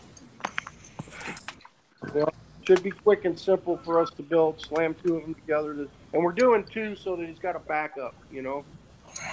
Good idea. Nice. Sam will be flying a full pattern next year. I have no doubt about that. He'll be flying a full pattern. Wow. He's so The close. kids have no fears. That should be no problem. What's that? The kids have no fears. That should be no problem. The kid's got a dad that'll build and fix just about anything he wrecks. That's He'll learn quickly. He'll learn. Hey, Well, kid, when I was a kid building. and I had to fly that 19, I was scared to death of crashing that thing. Oh, I That's was the problem nervous when you every build them time I went to yourself. fly that stupid little plane. so. I'm pretty sure that Larry is going to be kitting these at some point. He's really just got the prototype figured out, and these are kits number 2 and 3, I think, that he sent to me. But at some point, we want to. Yeah, I'd take a look at one for sure. yeah, no kidding. Yep. You know, they're similar to Phil's stuff, Phil's rugged stunt trainer or his Streak 2000, but they're a lot simpler. They're just a lot simpler. Phil overcomplicates some stuff on his airplanes, and Larry is more of a kits guy, you know. But yeah, I don't have a price point on them or anything like that, but I'm pretty sure these are going to be available sometime in the near future. Very cool. Well, let us know. Yeah, keep us posted. Sam gets a Nats win with them next year. We can say Nats winning airplane stunt bot. You know, that'll There give you go. some credibility. So Right on. That'd Hey, be cool. Charles, you got your Strega up in the air yet? No, that's my project for this weekend. Oh, cool. Right on. Yeah. So I'll definitely get it going. I had other things going on this week. I thought I'd get it done this week, but this weekend I want to fly Labor Day, so I have another plane in the works to fly as well. But I want the Strega. Oh, I wish there was some way I could get down there. Yeah, that'd be nice. They're such Yeah, a we pretty could have some airplane fun. in the sky. They just have such a presence. Yeah, it's a good flying plane. Yeah, I love them.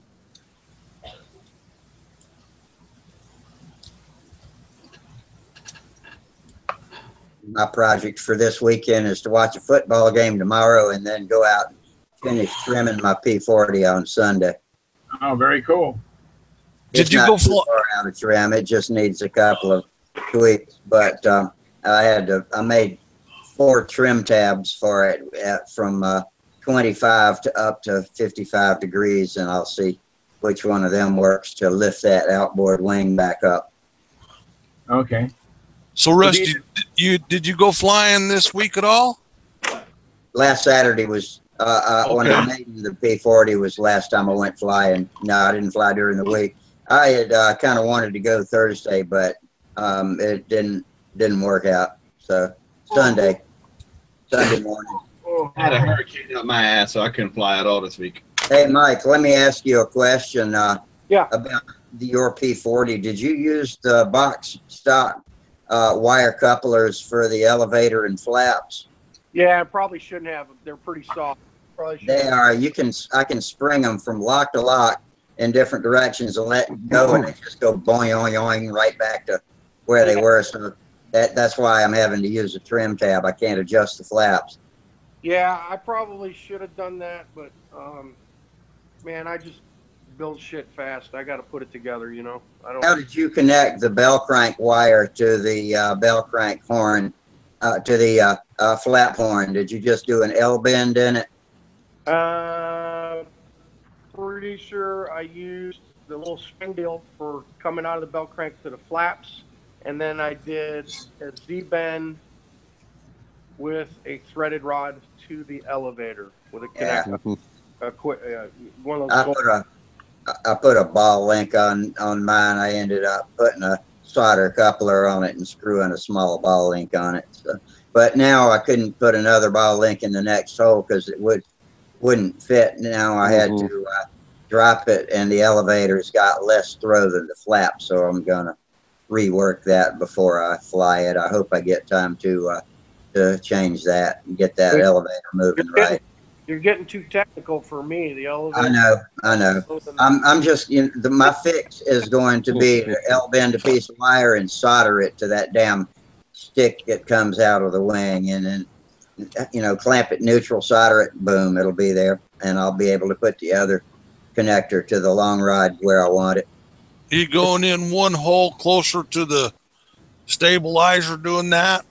I already got it as close as it'll go, but it stands up on a leg, and the closest hole is still a ½ inch away from the hinge. So I could change that horn to fix it, or I could change the linkage up front. I'm going to change the linkage up front, which is going to be the easiest fix. Yeah, well, that ½ inch there should be good as far as your elevator's concerned. Should be, but it's not. It only gets 20 degrees of deflection. And it's enough to fly the plane. It still turns on a dime when I pull up or down, but I got a lot more flap than elevator, and that's bad. Are you getting it to slow down a lot when you're doing a maneuver? You losing a lot of speed? Not really. I haven't done a lot of maneuvers though, because it gets loose on the lines from that wing dip. So I got two problems to deal with here. I got you. So hey, I can hear you guys tonight. How you doing, man? I can even hear you. Can Hey, you hear me okay? Good. Yeah, sounds good. Yep. Who's that? Nice, Steve. Steve Hines. How you doing, Steve? Not too bad. Well, that's better than bad. Well, I retired on Monday and I worked Thursday and Friday, so my retirement's not going so good. Yeah, that's how it works, man. Yeah. It took me 3 years. Yeah. From when I quit and I haven't quit. You never quit. It just changes. Yep. That's what I was telling a guy the other Your night. workload changes, that's all. Yeah. You just stay busy. You got more stuff going on than what you can deal with time. Yeah, so that, you know, I'll just be semi-retired anyway. I'm still going to work for the company. So. Just different stuff. Well, the whole thing was I told them I can't go up on these roofs and climb all these ladders and all this shit. So they give me this job because we were busy. They had I don't know, I think brown out or something. We lost a bunch of equipment, whatever. But so they sent me on this job. I got to walk down a hill 1 story, then up 3 stories up, flights of stairs, then a straight ladder out on the roof, and to carry all my tools. All your tools and shit, man. Yeah, from the parking lot up, and I'm like, this is why I was retiring, because I can't do this shit no more. Yeah.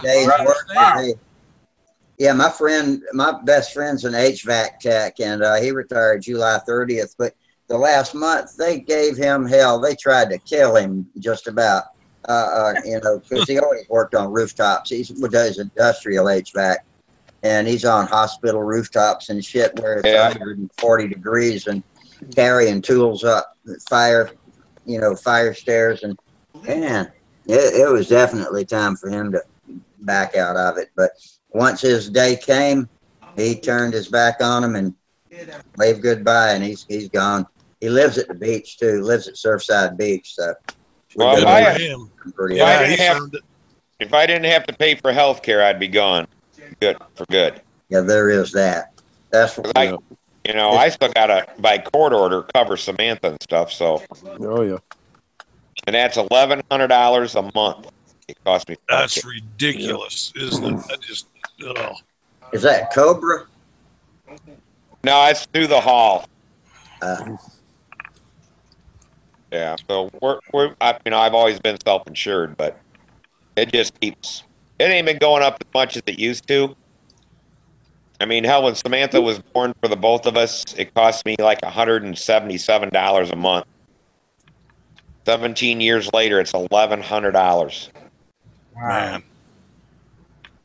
But some Yep. years it was going up, $200 a month. Every time they did a raise, the next thing you know, I was paying like 400, and it was 600, and then it was like 750, then it went to 900. At least when Obamacare came in, it put the hold on it. It's only been going up like $50 a year, every period or whatever. So, but it's up to, well, it's not 1,100.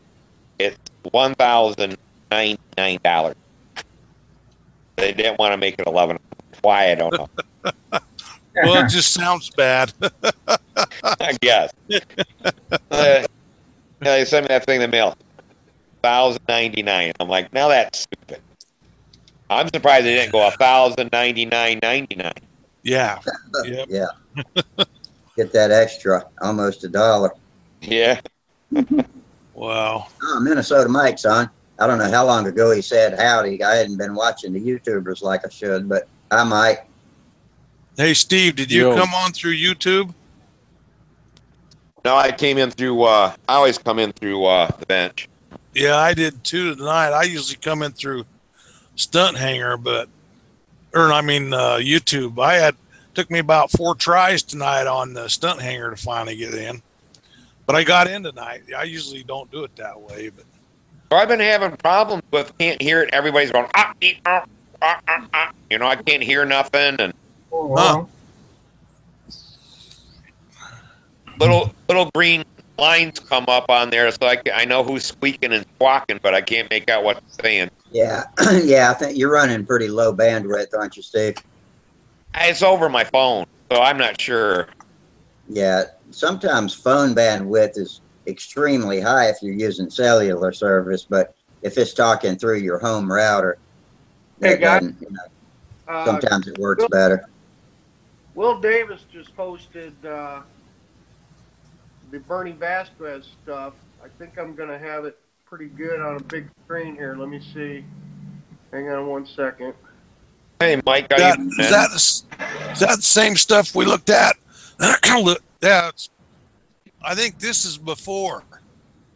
I think this is a couple days ago, Monday.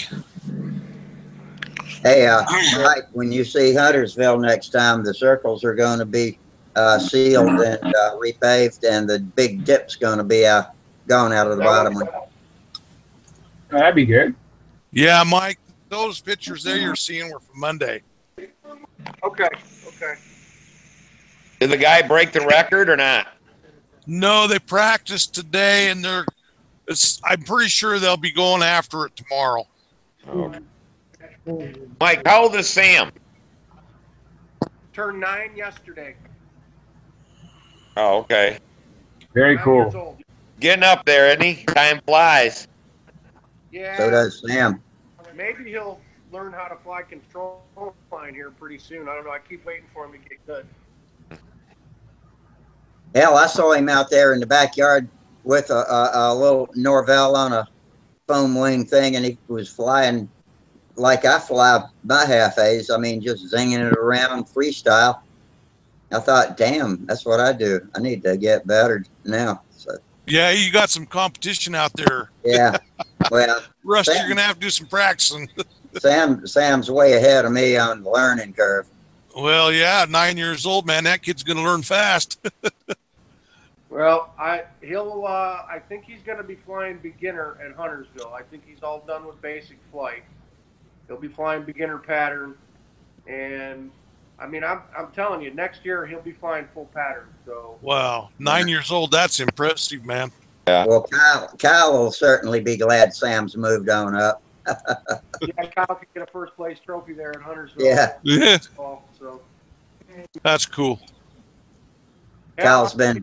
I might, if he wins beginner at Huntersville, Oh no, it's on Sunday. I forgot. I was gonna say if he won it on Saturday, I'd let him fly intermediate on Sunday.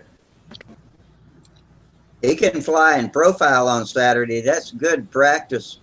When I was a beginner, I flew profile and just told the judges I was only going to do the beginner pattern, and I got the feel of getting out there and waving to start the watch and cranking the plane and everything, and it makes you more comfortable when Sunday comes.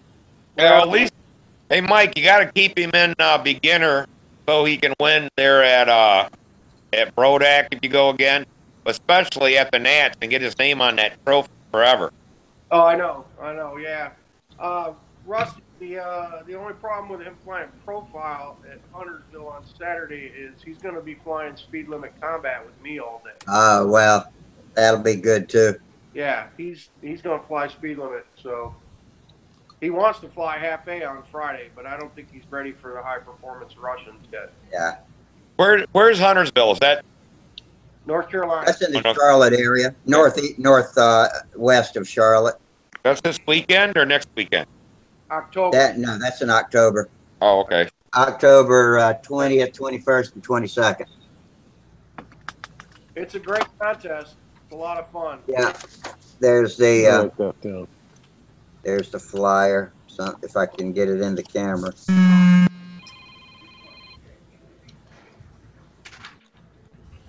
Cool.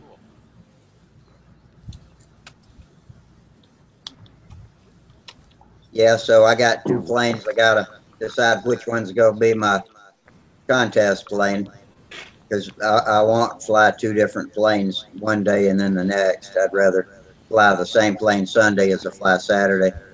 Somebody's got their YouTube going in the background. Not me. Yeah, it's not me. Not me. Hey, I'm gonna have to get back on. Something happened here. I lost all my sound. If you guys can hear me. I We can can hear you fine. Yeah. Yeah, I can barely hear you. I'm gonna try to get back on. Okay. Okay. All righty. Well, Steve's got more light shining on him tonight than he usually does. Yeah, you seem a little better, all right.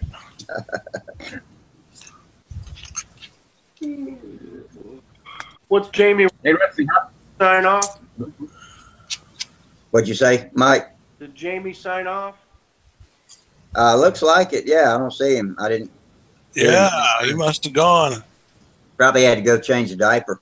Yeah. Hey, Rusty. Mike might have jerked him off of there. Hey, Rusty. Yeah.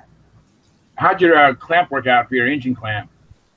Yeah, it's doing fine. I took the Allen wrench to him yesterday and pushed some torque into him, and not a single one budged. I've also got red Loctite in there, or is it blue? I think I got Probably red blue. Loctite in there. Oh boy, that's in there for good. No, it's not. I can heat it up with the soldering iron and get it out. Yeah, it takes me. As long as I don't melt the epoxy that's holding the threaded inserts in place. But if that happened, it wouldn't be the end of the world either. Now, Looking back on it, the only reason I did it is just because I wanted to make one of those. Because it doesn't matter, all the engines I use have the same footprint anyway. But, okay. but it was just something to do. And I might as well have done it because the plane was tail heavy as shit when I finished with it. And I ended up having to put a big old honking muffler and a 1 ounce aluminum spinner on it. And then it balanced perfect. Yeah, what's nice is I have an oversized flight streak, and I've put an LA-46 on that, a Super Tiger 51, an Enya 45, and it's nice to be able to swap out motors with that mounting system, Yeah. So it's pretty good. I don't see any sign of the bars bowing, and it could be just a minute amount. And I was warned against that fact that they can cause the crankcase to deform if they bow. So I don't really see. It seems fine now, though. It flies. I mean, the LA-46 runs fine. And it pulls around. It's heavy, though. It weighed 53 ounces after I got all that extra weight on it. Did I hear somebody say they had a size flight streak? Yeah, I have a big flight streak. It's not quite as big as Dan Banjock's, but it's It's I mean, I've had a Super Tiger 51 on it, and Not as big as that. no, it's not as big as that one. Wow. Was that Banjox? Good Lord. Oh, yeah, that is bigger. Yeah, that was with a 60, wasn't it? Yeah, Banjox is holding Sam's flight streak, and Sam is holding Banjox. Look at the size of that thing. Yeah, Man, it is a monster. Incredible. yeah, I've seen it at Brodax in person. It's big. Yeah, it's a big plane. The mine's not quite that big. How the hell he gets all that shit in that van of his is beyond me. Yeah. Yeah, it's like a clown car unload. It's like when Bob Zambelli rolls up with his Alfa Romeo and just starts pulling planes out of it like Stragas and shit that size. I'm like, damn, Bob. That thing's got to get all that in there. Monaco. Hey, Daryl. How's everybody doing? Daryl, good. Hey, Daryl. Howdy.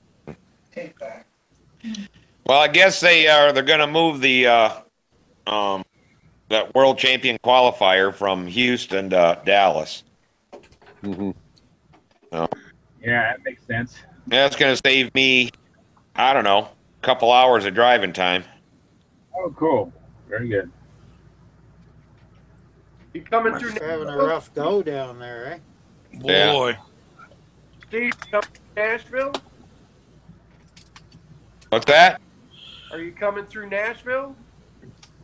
Yeah, I think so.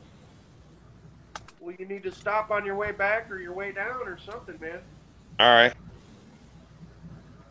Figure out your route and let me know which way you're going.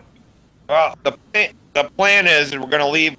Samantha gets out of school, so I can do my work schedule I want now, and then we're going to drive. Try to drive 6 to 8 hours. So we'll be pretty close to Nashville at night. What city do you live in Michigan? Grand Rapids. Yeah, you're looking about 8 hours, 9 hours to my place. It'd be a nice stop. You wouldn't have to rent a hotel room. I got plenty of room, man. Okay. Yeah, maybe we'll do that, and then I planned on taking off and then doing the rest of the drive the next day. Yeah, from here to where? Dallas. Dallas. Yeah. So yeah, then in 2 years, you're gonna have to have Sam ready for the deal. For the Worlds? Yeah. Oh man, I don't know about that. Get him flying, get him an airplane and shit. Get you over there for that. I just think if he did it, he's 9 now, so he'd be about 11. How many times he could fly championship? Yeah, that'd be cool. Well, right now we're just really focused on doing well at the Nats. That's where our goal is for next year. But listen, Steve, I just pulled something up, man. Nashville to Dallas is 664 miles. It's 9.5 hours. So Nashville would put you right about halfway on a drive from Grand Rapids to Dallas. Sounds Boy, like that's a long ways. night over. Mm-hmm. But if that's something you're interested in doing, like I said, man, we've got plenty of room. I've got a guest bedroom in my house. You'd even have your own shitter, man. All right. And privacy and whatnot. And it'd be halfway there. Save you a night in a hotel anyway. Yeah, I was kind of thinking about pulling Samantha another day out of school, but we'll see. We may leave like Thursday morning early, get her out. Days. When is that?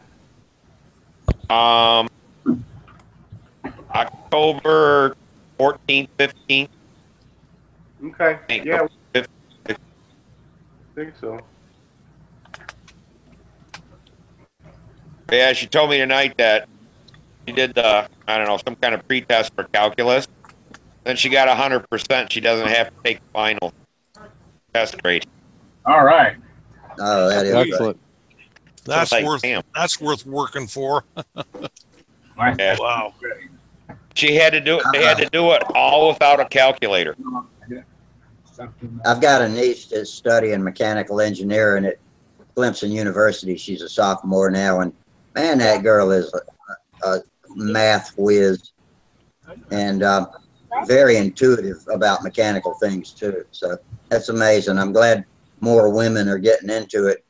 She says right in her freshman year that there were more women than men in the engineering program, but they'll start thinning them out to see who can hang this year. Yeah, you know, Samantha will graduate when she's 17, but put her in a little bit early, and it's like when she was 6th, 7th grade, I'm thinking, oh my God, she's gonna have trouble with math? I mean, just all of a sudden she got it. 1 second. Shit, she breezed through algebra 1, 2. She's in advanced classes, math, and all this kind of stuff. Like, You think maybe finally clicked. you think maybe she got a teacher that knew how to present it in a real world, what you would use it for in real life type fashion? Because I think that makes a big difference in how students understand it when they see it in action. And I'm not 100% sure. I just kind of wonder if starting her early in school, she was always like a year Behind. Yeah.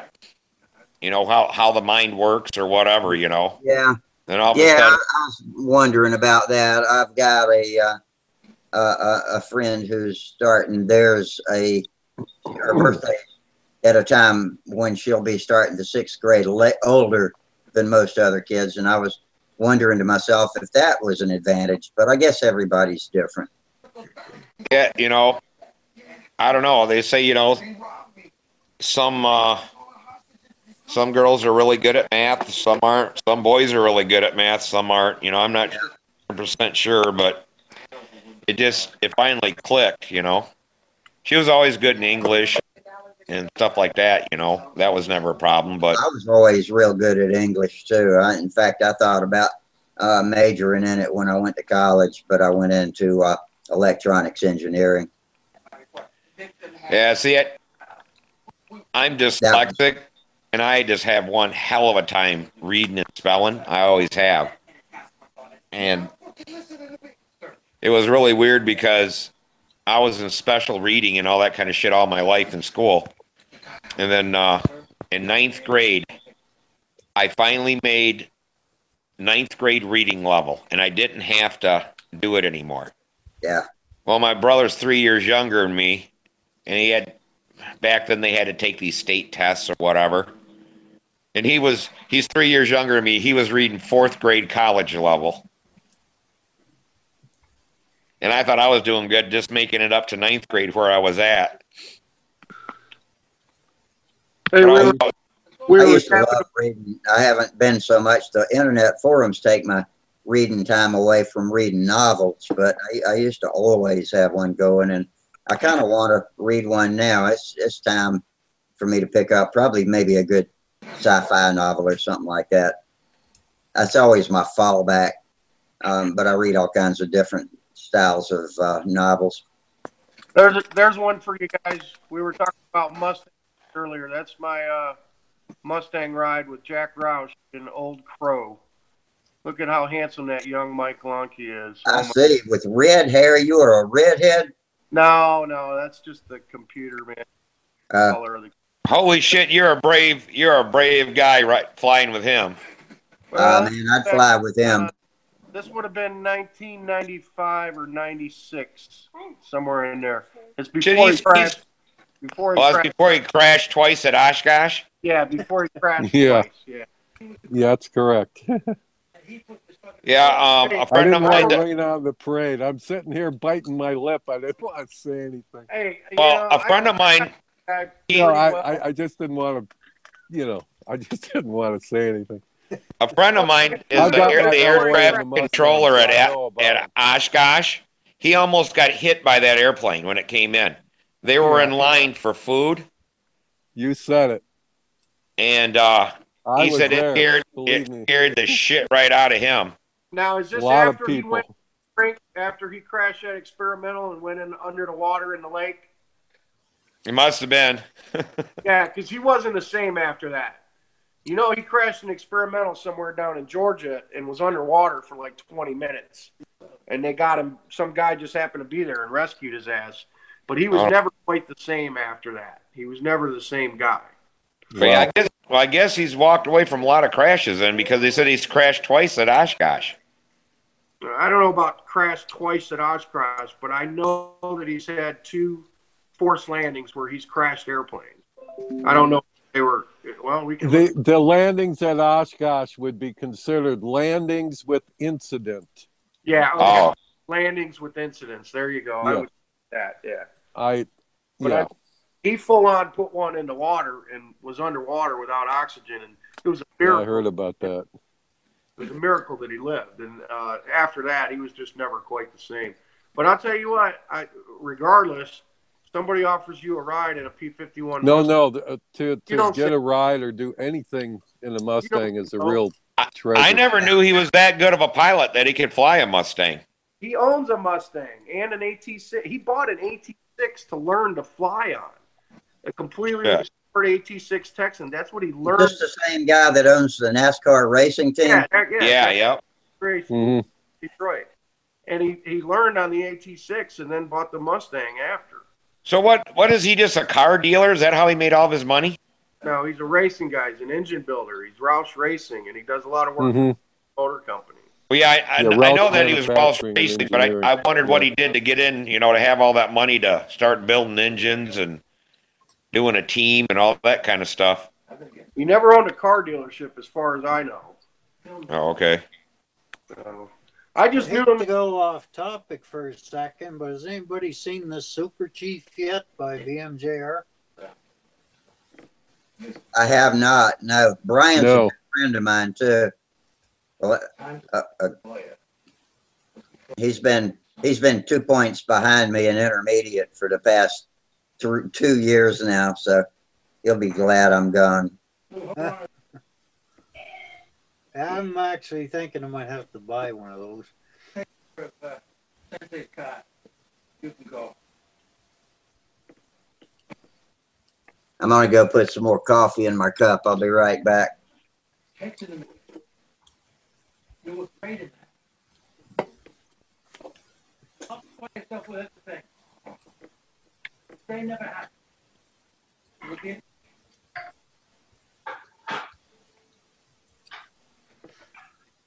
Wow, it got quiet all of a sudden. Yeah. So Mike, have you showed your daughter how to fly yet? She's not interested, man. She's all girl. I've asked her. I've told her I'd build her a pink airplane, and it's just not anything she's interested in doing. So, if she ever gets the bug, I will. Did you take a nap? Yeah, that's the whole thing. Is like, did you take a nap? My brother's like, about people not flying anymore, and I said, well, think about it. All the kids in our neighborhood, we all tried to fly, but me and my brother were the only ones that ever did anything with it. I was pretty. As soon as I walk away, y'all get dead air. Pretty fortunate. Yeah, it was pretty quiet. That flew RC and control lines, so I mean, I hit the ground running, same as Sam did. 5 years old, I was flying airplanes, and I had that was in it, so I didn't have too many big failures like most people start off with. Hey, Mike, was your dad aero modeler or airplane enthusiast? Yes, RC airplanes, control line airplanes, and he built home-built gyrocopters. He was an experimental aircraft guy. He built. There you go. Okay. Benson gyrocopter, what he built in our basement in Detroit. I flew one of those for the first time when I was about 16. Yeah. So. Yeah, those are interesting. I've got Pretty books that my dad kept. He did a lot of correspondence with Igor Benson when he built his first one in like 1962. He built a Benson V8, and he bought a little bit at a time from Igor, and Dad he had a little drill press in the basement and a bandsaw, and he would just do a little bit at a time, and it took him 5 years to finally assemble a V8 gyrocopter. But I've got this book with the plans and the instructions and all his handwritten correspondence that Dad, very cool. Igor Benson, yeah. Yeah, I mean, my dad was a kook, man. They used to up in Michigan. They would drag these damn around on the ice on the lakes. When the lakes froze, they tow Yeah. them out the truck as gliders out on the ice. Yeah, Wow. I'm from Wisconsin, and they did the same thing there. Of course, Hales Corners was right just west of my hometown of Kenosha. Where, And, where in Michigan was your dad from? Like, Detroit. oh, Detroit area. Oh, okay. Detroit. Yeah.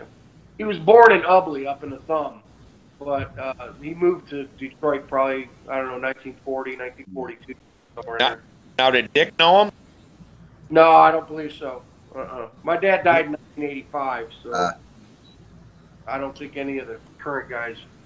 So did you do the Normo. Woodward Cruise? Oh, yeah. My mom and dad met on Woodward Avenue at a Daly's Drive-In. I love it. Yeah. Actually, my uncle was the one that picked up my mother. Picked up my mom, and she didn't like him. She liked the brother Isn't that instead. something? I love it. Yeah, but they met at a Yeah. Daly's Drive-In on Woodward Avenue. You bet. So Yeah, yeah, we here in Grand Rapids we had the Monroe Cruise, but Monroe. they didn't want it anymore, so they took and made from one-way road, so you could. It was one way, part way, and then double, and they did a whole bunch of shit to break it up. They could. Oh, what a shame. Yeah, but Rusty, to answer your question, yes, I come from a modeling family. My dad was into modeling when he was a kid. Yeah. I got pictures of him in the 40s with rubber band power planes. Cool. 6, 7, 8 years old. Yeah. With rubber band planes and stuff. So I was born into the hobby. I just lucked into it when I was about 12, and they had a Cox P-51 in the Western Auto Store, and I saw it had a real gas engine as written on the front of the box, and I've had to have it.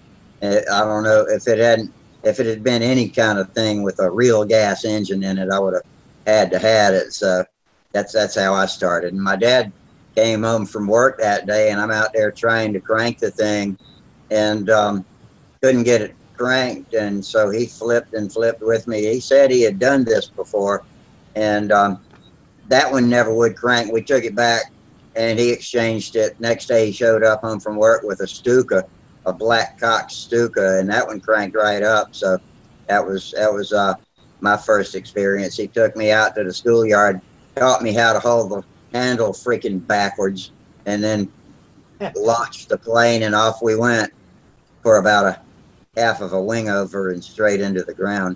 But he was a master gluer, so he kept that thing going for about 5 more flights. And after that, he came home with a PT-19, and that was where I finally learned to fly out a full tank of gas. And so it's, I've been flying off and on ever since then. Probably haven't gone a whole year without flying since then, although I have had some pretty long lulls in my activity when college and all that came along. Yeah, it's like Rusty, I seen my first Cox Warhawk at Kmart, and I got it for my birthday.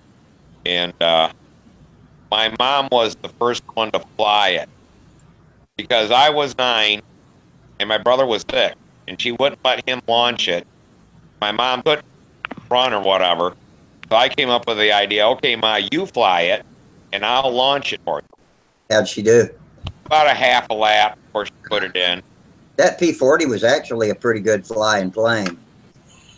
'Cause I had one of those. My mom gave me one for my birthday. Rusty, And, there's Dad, 1942. let me lock onto that. Oh, wow. Standing out in front of the house in Detroit with a rubber-powered plane. He Cool. was, let's see, Dad was born in 36, so he's 6 years old in that picture. Wow, that is too cool. Very cool. Did you and he have a pretty close relationship like you and Sam do now? Oh, yeah, until I was a teenager and I found pot, man. Yeah, me too. Mike, you're a teenager, and you 16. knew everything. Remember, you knew everything back then. You're like 6. Absolutely. I know. Little, I flew with them all the time. I went to the field with them every night and every weekend, and we flew control line and RC. And then I was a teenager, 13, 14, too cool to do that shit anymore. Yeah. Then, he died when I was 18, man. Yeah, I was 16. I was 16 when my dad died. So that was 16 is a terrible age for getting along with a teenager. That's when it really gets out of control. Yeah, I wish he was still around, man. If he knew I was. What happened? A heart attack or something, Mike? Or What's that? heart attack, car accident? Heart attack. Third one Heart got attack. him. Yeah, third one got him. Mm-hmm. So, if he was still around, he'd be digging that I was still flying, and he would love what Sam could do. I mean, he'd be so proud of Sam. He'd forget all about you. His grandson would be at the top of the list, boy. Yeah. Yeah, I think about my dad all the time, all the things he could do, and wish that I had a adult relationship. But I still do have an adult relationship with my mother, and I owed her a lot of love after the hell I gave her when I was a teenager, and she was left all alone with me and my sister. She was a hellion too. So good Lord, it's amazing what we all survived through and came out the other end. Turned out pretty good. Yeah, it's like me and my friend. We raised hell, but we never really did nothing bad. Besides getting into We did a lot of stuff that was dangerous, and some of it was bad. Okay, I'm really gonna embarrass myself here and show you. Here's one of me. I was probably 12 in this picture. But Steve, you might recognize these. These are all trophies from Michigan State out at the Ford Test Track. Oh, no shit. Those are all rubber free flight trophies from the Michigan State meets that they used to do at the Ford Test Track out in Utica. That's quite a collection of trophies. Yeah, and that one, that's a perpetual trophy there. I won that one. I forget why. I maybe won the most rubber events that year as a junior, I think. So that was the perpetual trophy for the year. Yeah. So you gave it back, but did you get a replica or anything of it? No, no replica. And was that in the 80s? Yeah, this is all in the 80s. Yeah, early 79, 80, 81, 82. Right in there. Uh-huh. But yeah, that was all rubber stuff. I wasn't really flying control line competition then, just doing rubber hard. And hand launch gliders too. Mm-hmm. Doing the ball hand launch glider stuff. Now you're relatively new at combat over the past 4 or 5 years, aren't you? I think this is my 5th year. Yeah. Yeah. And only my 3rd year in stunt. Finishing up my 3rd year in. Yeah, that's right. Contest stunt. Yeah, I never flew a contest till 2012.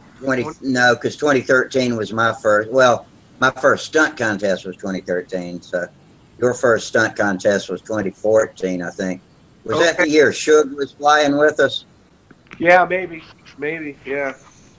Yeah, the whole control line competition stuff is all brand new to me, man. I never entered a control line contest in my life till. Yeah, my first and last contest was 2010 at the NAT. Oh, really? Yeah. Wow. Samantha wouldn't fly unless I flew. So I flew beginner at NAT. I ended up taking 6th place. Samantha tells everybody I took last. I said, hey, let me tell the story.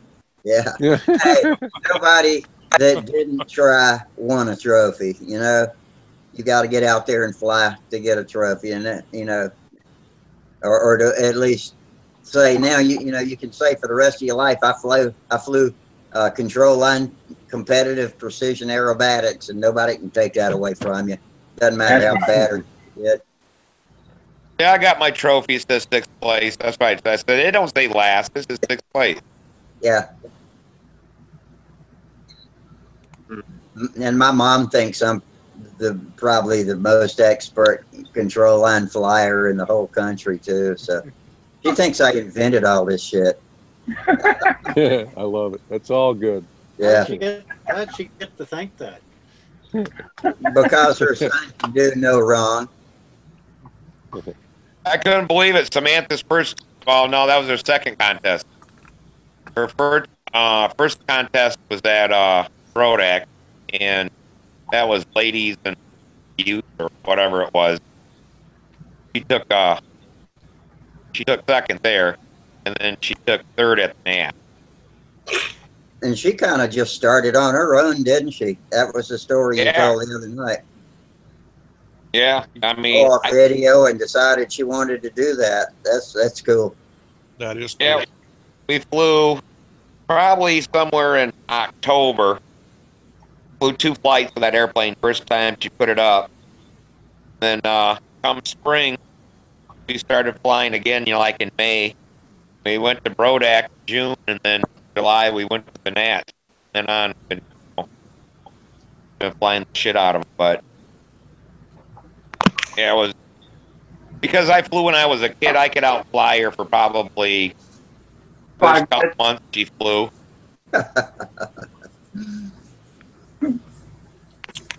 My only regret is the way my dad taught me to hold the handle. That keeps me from being able to teach other people and trade off the handle very easily. Oh, I can trade off the handle with an experienced pilot, but I can't trade off the handle with a kid that doesn't know how to fly. Oh, you still fly your handle upside down? Yeah. It's way too late to change now. I don't think it affects my flying. Some of those experts would tell you that it's screwing me up, but there are some people that have flown and won high scores in the NATs holding the handle backwards. I'm not the only one. Just switch hands. Start flying left-handed. Teach yourself left-handed to right. Yeah. Maybe. That's the worst of my two shoulders, but I could give it a try. I can't even comb my hair with my left hand right now. But I'm sure I could learn to do it. Oh, Mike, Dick hurt his knee again. Oh, no. Hey, guys, I got to jump off a second. My other phone is ringing. Okay. All right. I'll be back if I can. All right. See you, Jerry. Well, he's got all winter to recover. I expect to see him at Brodax and the Nats again this year. Yeah, he went to the FDM last weekend. Oh, okay. Yeah. And I guess he got out of the tent and stuff and hurt that knee again. I think it's that discus. Says he thinks he's got a bone spur, but he didn't fly Sunday. He just come home. It hurt so bad. I guess he hasn't been out all week. Dick off. Rusty? Yeah. Dick Imoff. He's from Michigan. That sounds sort of familiar, but I don't know him. You got the whole lot, but he's usually with Samantha and Steve. He's running buddies with them. Yeah, Dick was kind of taught me to fly when I was a kid. After I did the Cox thing, me and my brother, we built an airplane. So we built combat kits, I think they were. So we built them, got TDs and put on them. We thought we could fly them. Well, we crashed them the first day. Then Dick helped us out, and we got some. I think I got a flight freak, and I forget what my brother had, but he helped us. And then we hooked back up. 30 years later, then he helped Samantha. Wow. Like I said, I can't fly, And Dick's the combat guy. He can fly right-handed and left-handed. Yeah. Tip both hands. He can fly as good as the other. Trade the handle off. Yeah. Daryl, you've been pretty quiet over there. What you been up to this week? This week it's been windy. So I broke my ring rat, so I'm fixing that up. I knocked the outboard wing off it. Other than that, working on my Harley, not much. Just waiting for a nice day to fly again. Hey, Daryl, you guys getting a lot of smoky air up there? Oh yeah. Yeah. Yeah, today's pretty bad. What's burning now? British Columbia. Yeah. Well, all this Northwest is bad. Yeah. It's a bad one too. Yeah, we've been windy for 2 weeks here. I mean, day I was on that roof, and the roofers were up here they're putting on a rubber roof. You should have seen them trying to catch shit, hold the roof when they're taking it out, trying to get it out. I mean, it was gusting like 30, 35 on that roof. Just crazy. Wow. But yeah, I don't know. It's just been weird weather again this year. Well, it's fall here, so the leaves are starting to come off the trees. And Yeah. Wow. Yeah, Minnesota Mike says it's all smoky there too. 25 miles from Nevada. Wow. Maryland. ME. No, not Maryland. What's ME? I don't know what ME is. Maybe it's me. 25 miles from me. Maybe that's what he means. Sorry, Mike. Phone's dead. Mike says he's out of here. All right, Mike. Well, thanks for coming in. We enjoyed it. Thanks for show and tell. What's high temperatures there in Canada now? actually, the other day it was supposed to go up to around 80 degrees, but it didn't happen because there's so much smoke. The sun couldn't get through it. So we're kind of kicking around 65, 70. Wow. That's the same thing it is here in Michigan. It was 104 where I was at. Ooh, Damn. That's hot. Yeah, I was actually on the flying field and I saw there was 104. so there's no snow in your forecast, is what you're saying. Yeah, Minnesota Mike a little while ago said it was let me back up, 110 degrees where he lives. God. Damn, that's hot. Where the hell does he live? Arizona? He lives out in the freaking desert somewhere in California, I think, or near, or one of the adjoining states. I always forget. He probably gets irritated. I That's can't why they remember. all think that there's global warming there in California. Yeah. Yeah, if enough people think on the same subject, maybe they can warp the universe into their point of views. Oh, they're warped all right. Oh, whoever makes a dollar, I suppose. Well, I don't know. I mean, the Antarctic ice shelves are cracking up pretty good. I don't doubt that it's getting warmer. I do question how much we have to do with it, but I don't know that we do, or I don't know that we don't, so. Well, where was that volcano? Was that Greenland, the one that grounded everybody in? Oh, yeah.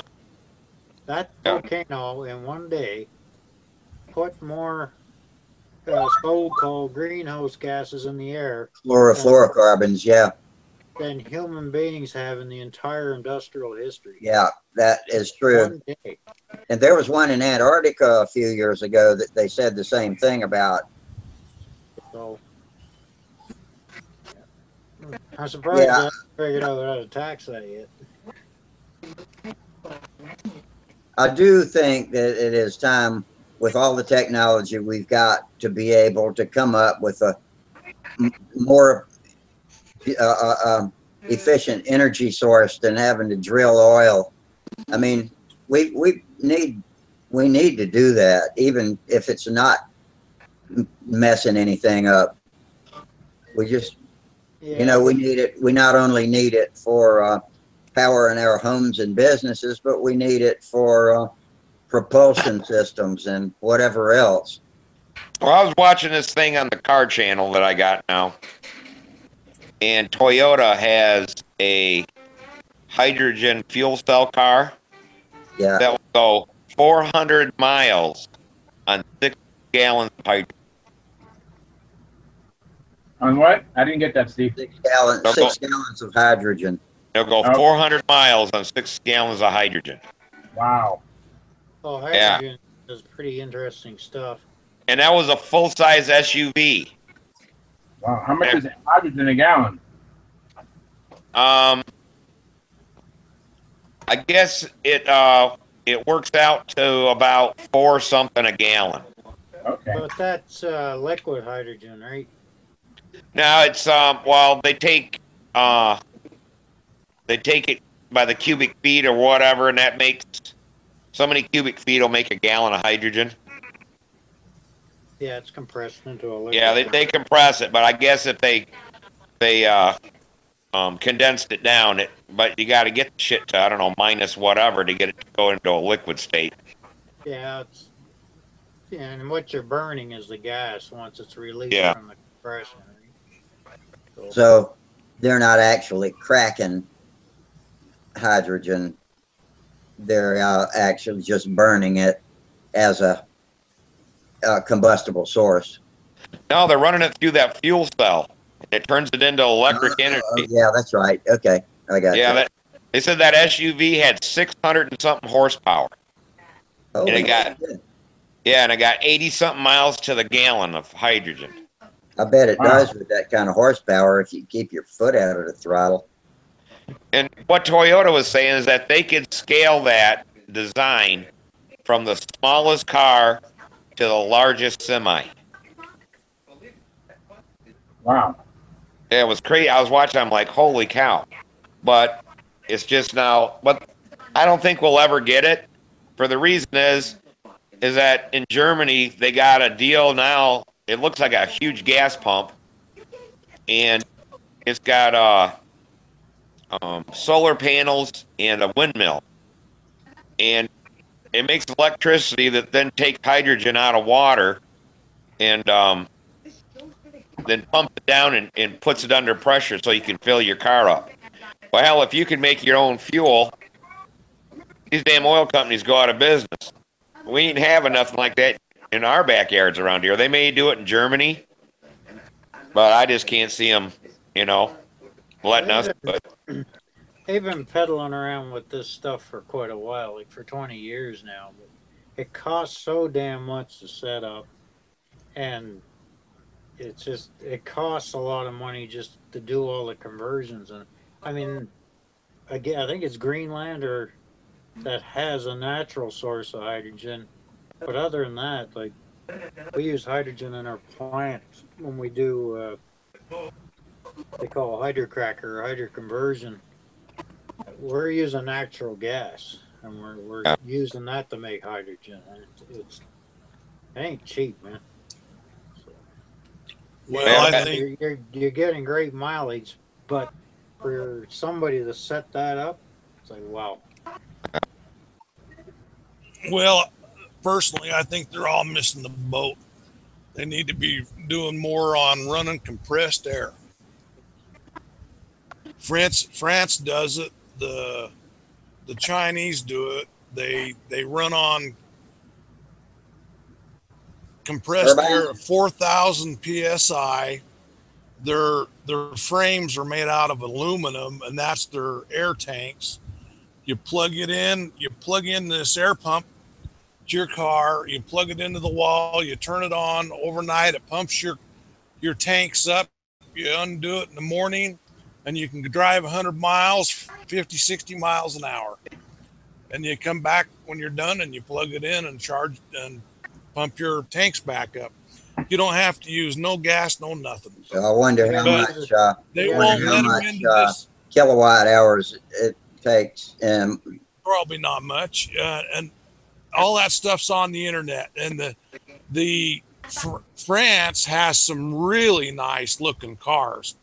The Chinese do it with these little cars that look like these little smart cars that are running around here in this country. And the country here says, we're not going to let them into the United States because they're unsafe. Well, they got these little smart cars running around. They're unsafe. They're the same damn thing. But the thing is they're burning gasoline, so they get away with it. They're so dangerous, you could die laughing for looking at one of them. That's right.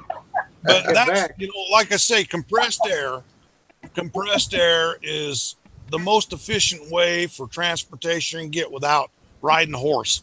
But compressing the air is inefficient. Yeah. They use electricity, and they're using coal to make the electricity. Well, that's why they need to go nuclear and do what they did out here at Atomic City. That whole city out there runs on nuclear energy that's made at the plant out here. It has been since in the 50s. There's, but you get all the greenies, they don't want it. It's unsafe. Well, it is safe. Nuclear is a good way to go. Yeah, it's safe. How come we got all our big ships running on it, They can go out there and not have to refuel for 9 years. We just shut down a 3/4 built nuclear expansion at one of our plants and a couple of weeks ago, and one day they blindsided several thousand employees, or a couple of thousand employees, and sent them home. And that was something that we've already paid for. Yeah. They shut down 2 natural gas fired plants in Ontario for generating power, and that's a pretty damn clean way of making power. Yeah. Yep. And it costs millions of dollars in contract because they got to pay them regardless. And now these people are paying $400 to $600 a month in power bills. Why they shut it down? Just old, or? No, they were building them. They canceled them. Yeah, like ours, that was 3/4 built, and they quit. I hope they've got it mothballed so somebody can come back and finish it. Yeah, I think some of this will be changed here within another year or so with our new president we got. He wants something going on that's different. We'll see how it goes. Of course, they wanted to get rid of this, well, change all of this Obamacare stuff too, and these Republicans didn't vote for it, which really is a bunch of bullshit because that's why the people voted him in. But anyway, that's enough for me on the political crap. Well, he got voted in on all kinds of reasons, not just Obamacare. Yeah. You know, you get a lot of people not working in the U.S. Yep. And he's forced companies to start building plants there because he'll tax the shit out of them if they don't. So yeah. Yeah. I don't know if the Chinese will let us have our manufacturing base back. It doesn't matter. The jobs are going away, and they're going away to robot because I work at Daco, or I did, and they had, they brought stuff back. Well, all the stuff is made by robots, and they just put in 5 new robots, and it cuts out 12 people per shift. You go in there, and they have one person. They took they run them through maintenance. They put them ahead of a cell. So they do all the grease and oil and all this kind of shit, and that robot just sits there and just pumps out parts all day long. Yep. Who maintains the robot, though? Huh? Who maintains the robot? The one guy. The maintenance guy does. They hire a maintenance guy that knows, I don't know, grease and oil and preventive maintenance or whatever. He runs the robot. That son of a bitch picks up the part, puts it in, brings it back, puts it in front of a laser. If it passes that test, this laser has all these little beams all over it. Sets it back down, goes to some other shit, comes back out, checks it again, takes the new ones off. Hilo, once it fills it up, Hilo comes, picks it up, takes it to a truck. But yeah, there ain't nobody in there anymore. One of my customers used to be a Union Camp paper company near Columbia, and they built that plant to be fully automated. At the time, it was the largest paper plant in the world. I'm sure it's not now, but that was eerie to walk through a plant and fully operational, and it's just deserted. There's nobody in there, and you look through a little glass pane on a door, and all you see in there is people sitting around in front of monitors watching everything, monitoring the process, but nobody out on the floor operating machinery, equipment. It's all operated by computer, and those a few technicians in the room with the monitors in front of them. It's really changed. Oh, yeah, but that's it was like built to be that way, so it's not like anybody lost jobs. It's just that people didn't get a lot of jobs when that plant was built. Well, Trump was there at the carrier manufacturing place, and they decided to keep one of them, and then the other one they closed down. Well, all the manual work went down to Mexico, and the plant that they kept open, they just said they just laid off 400 people because it's all going to be automated. So they're keeping the plant open here, but there ain't no people working in it. You keep putting everybody out of work. Who the fuck's gonna have any money to buy anything? Right. It's not. And then everybody's going to bitch, and we're going to bring the jobs back, and it ain't never going to happen. Depends. Flip burgers at McDonald's. Now, that'll be done automated, too. Everybody seems to have money to buy burgers at McDonald's because that place has got a line of cars every single day. It ought to be automated because one requirement to get a job there must be that you have to be stupid. Well, they're smart. They wouldn't be working at McDonald's. Yeah. Your requirements to be stupid. Well, I mean, oh boy! I know here in Canada there's places that are jacking the minimum wage up. And, you know, you go for guys that are making $8-9 an hour be making $15 an hour. So they put kiosks in McDonald's here now. Problem solved. So these kids are squawking. They want money for nothing. And half the time they don't show up for work anyway. Yeah. Because they brought in a lot of Filipinos to work because they actually show up for work every day. And they don't know where their paychecks come from, apparently, as if it's not obvious. But yeah, they want the job. They don't want the work that goes with it. Yeah. So they bring in folks from other countries that'll actually work. So it's like a friend of mine's daughter just graduated, got her job, and she was going to be a mechanical engineer. Got in some kind of design shit. I'm not sure exactly what, but it takes a lot of math and shit. But she got $80,000 worth of debt going to school. Got a job making 16 something an hour. That'll take her all her life just to pay that off if she does. My son's up to his ears in My college. brother was bitching. He goes, "Oh, these millennials, they don't want to work and they quit," stuff like that. I'm like, Kevin, could you imagine going to your job and reapplying right now? They said, "Okay, we're going to give you a job, but you got to take $80,000 and give it to whatever charity you say. Then we'll give you the same job you got now for $17 an hour." I said, "Would you pay $80,000 to do your job for $17 an hour?" He didn't know what to say. None of us. There's a thing called research. If you are interested in a career, you do some research. How much is it going to cost me to get it, and how much am I going to make? Then you look at the numbers to say, is this worth it or not? And these places like here, like Quebec here in Canada, they subsidize the shit out of college. So these young people, they go and take arts and shit like that. Well, guess what? Guess where they're working? At McDonald's. Yeah.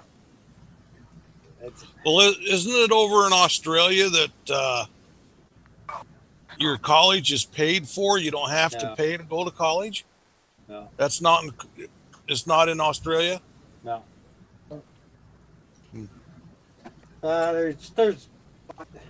There's a lot of shit here saying Denmark and all these places, everything's free. Well, first off, nothing's free. Yeah, nothing's free. A buddy of mine just got back from Europe. He was in Switzerland. Him, his wife, and 2 kids. One meal there, because the minimum wage is $25 an hour, was over $200, and the kids had chicken fingers and fries. So we're not talking gourmet shit here. We got a new visitor here on YouTube. Robert Ladd says he's enjoying listening to us. I wonder if he's disappointed that we're not talking about aero modeling or something. Yeah. I tried once.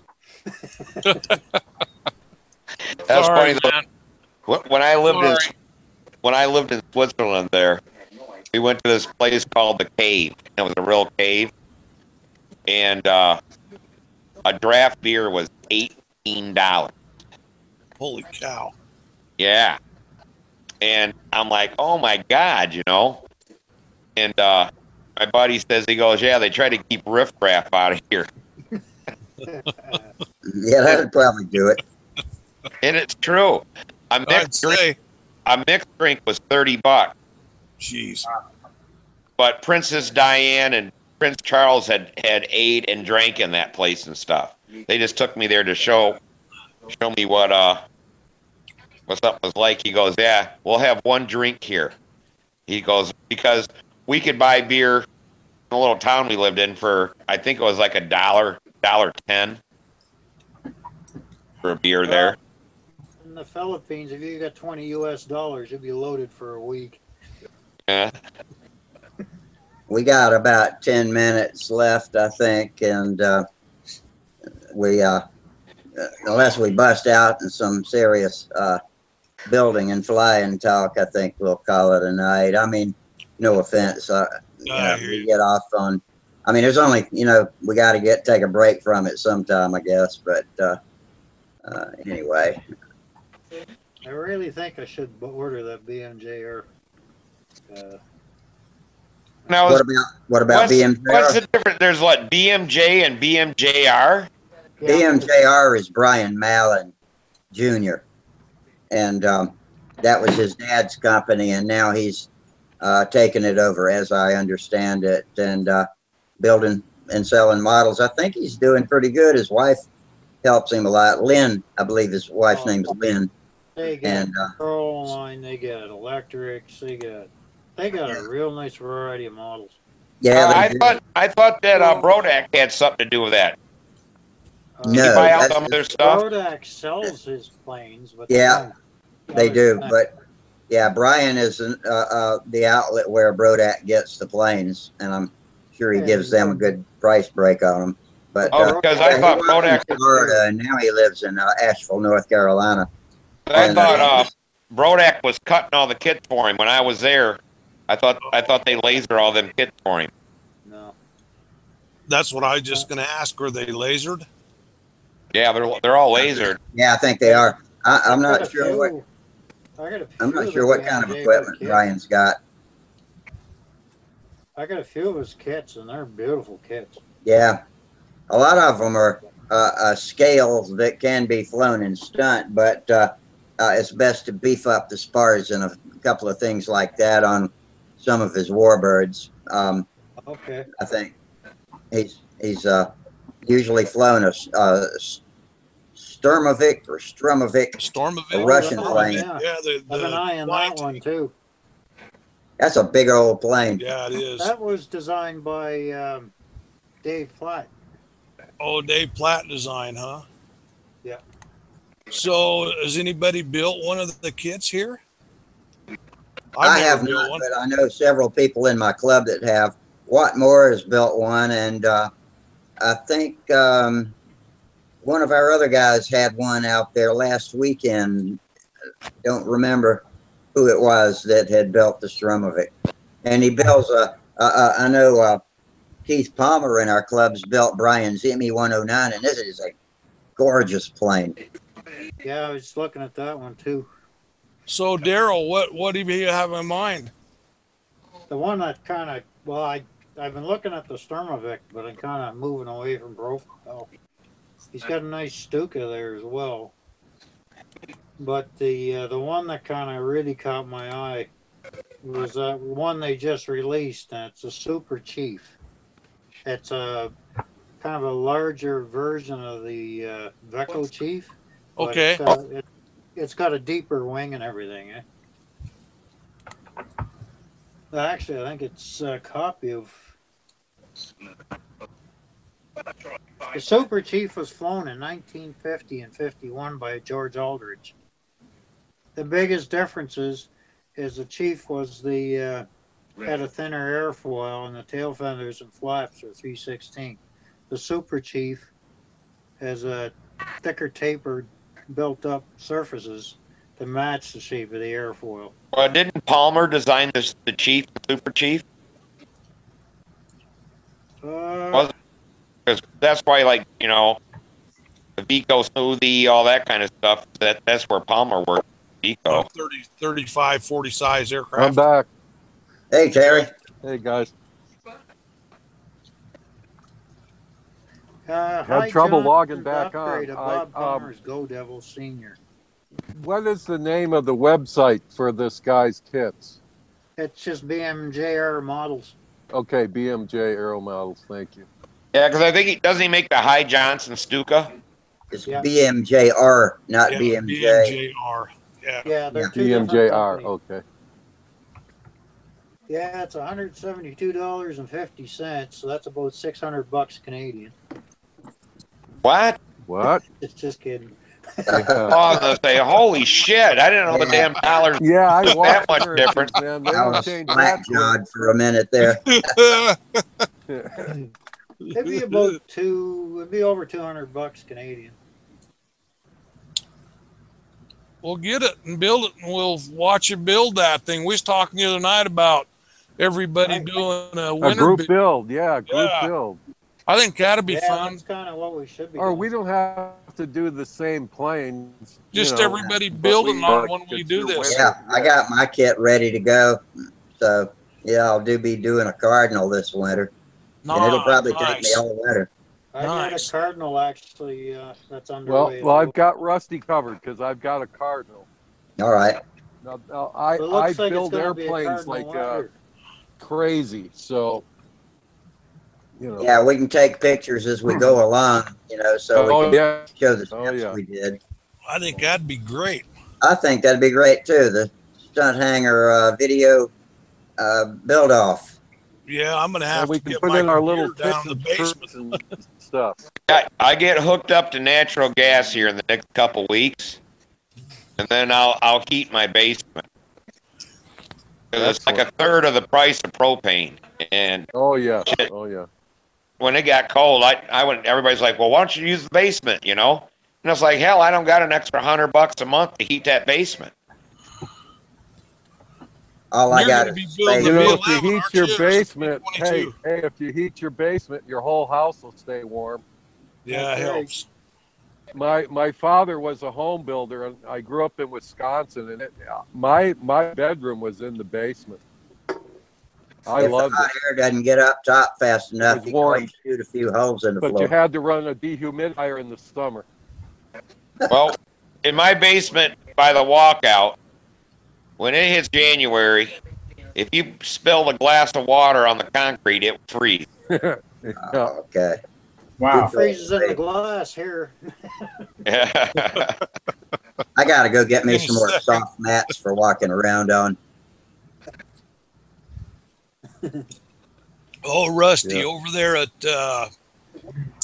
Harbor Freight, they got some mats that you can snap together that are pretty reasonable money-wise. They're pretty nice.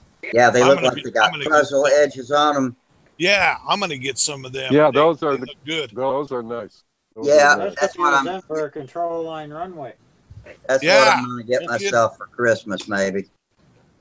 I didn't think about that for a control line runway, but that would be. That would be, man. You guys know these? You've seen these little roll-up putting greens. You'll see them. Yeah. Well, I'm in the golf capital of the world down here. Yeah. So these guys, you go and you use them outside. Even they have little grommets for putting little nails through them to hold them down. So I've got like 4 of those things, and that's what I use for my runway.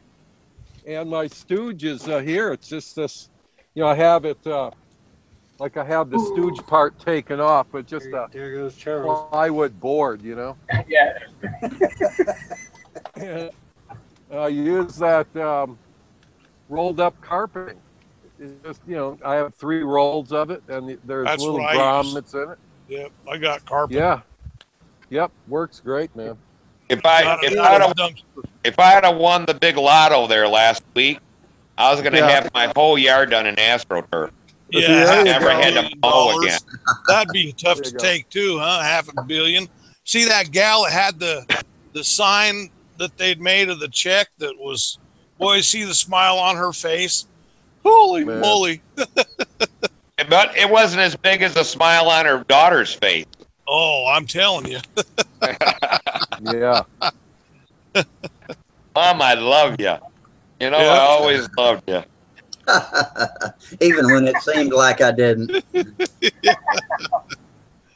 Yeah, that'd be something else. I mean, that's a lot of money. $500 million. Of course, you only end up with probably 200 million of it. Well, I'd still have a hard time taking that. Yeah. Wow. Wow. Push the wrong button, shut myself out. Oh, that Chief is nice. Yeah. You ought to get it, Daryl.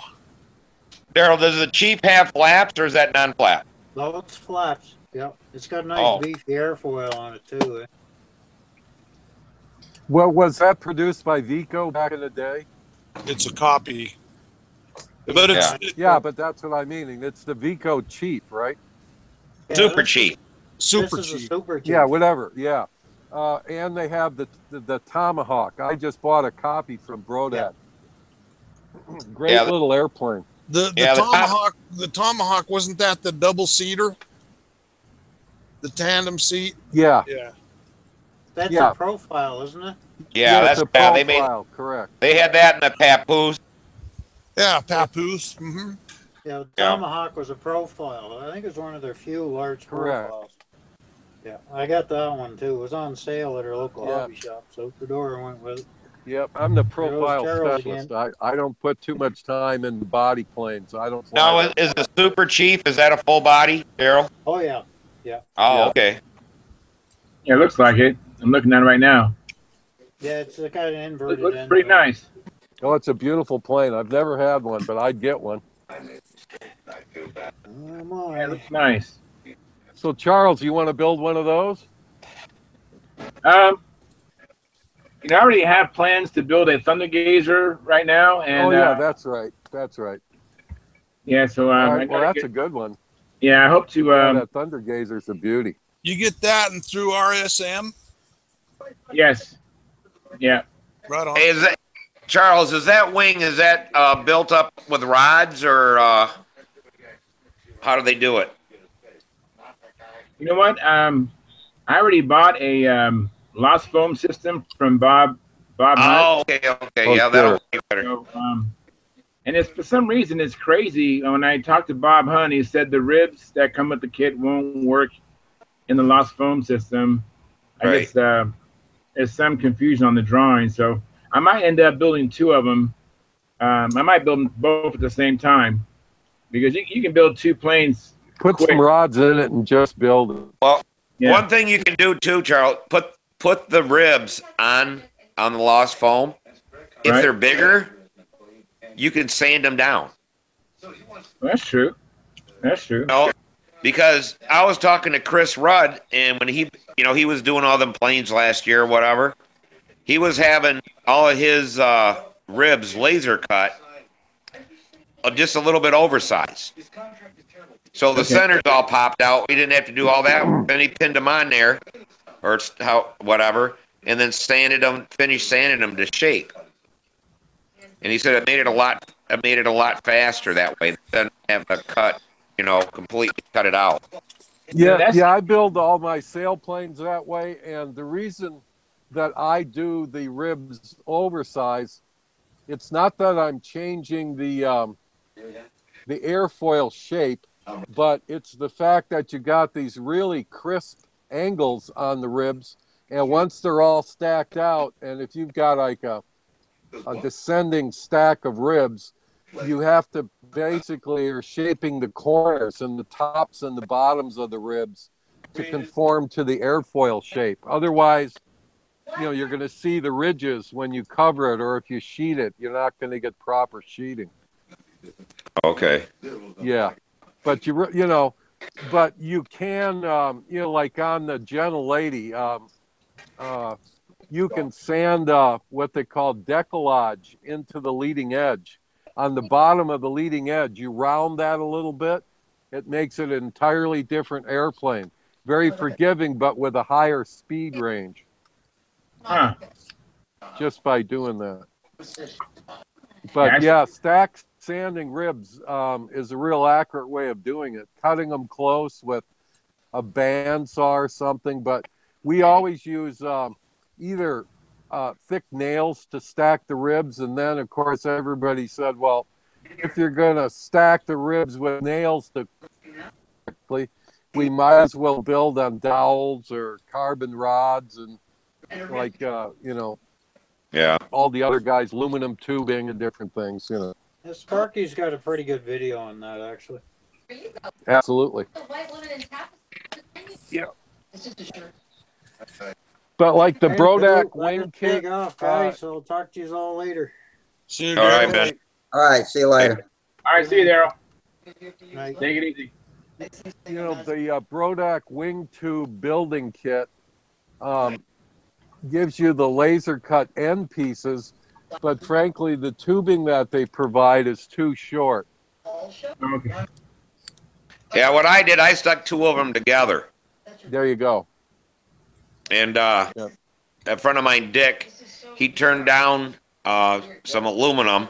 The one side fits tight, and the other side slides in real firm, but you can Correct. pull it back apart. Yep. And then it makes it a little bit different to build because in the center of the wing there, you got to find a place in between a rib to set another Yeah. stand Here, there. let's see. Stand So I thing. have these things. I made these things up. I have a bunch of these. It's just made out of a piece of scrap angled aluminum. Yeah. But I've got them cut all to the right sizes. You see But they that- have a little notch in the end to fit the rod. Yeah. Yeah. That we did the Legacy 40, and that was the straightest wing I ever built. Was with that That's rod. a nice plane. Wrote it. Yeah, that's a nice airplane. Yeah, so that was it works, you know. But I did learn you need to wax them before you slide through because Or Teflon. Well, I had one we hell of a polish time ours, pulling them out of that wood. Oh, Yeah, boy. what you I can do, wet you can, sanded mine and polished mine so they look like chrome, and then you put you've got to have like a good carnauba wax, but I siliconized it. And, Yeah, very you know. good. I've Yeah, seen and then you weeds, hook it up to your drill and you spin them out. Yeah, there you go. That's what I was about to say. Yeah, Yeah. well, you're on just top tuck of it in it. the drill and spin it slowly and pull it out. You're on top of it. Yep. Yeah, I got them out by spinning them by hand and pulling, and they weren't waxed and stuff. And I thought my fingers were gonna fall off after I got the first rod Yeah. off. I went Yep. upstairs for a couple hours and came back and got the other one out. And I'm like, man, them ribs slid on it really easy, but they were one at a time. I didn't realize coming out through 18 ribs or whatever would put that much pressure.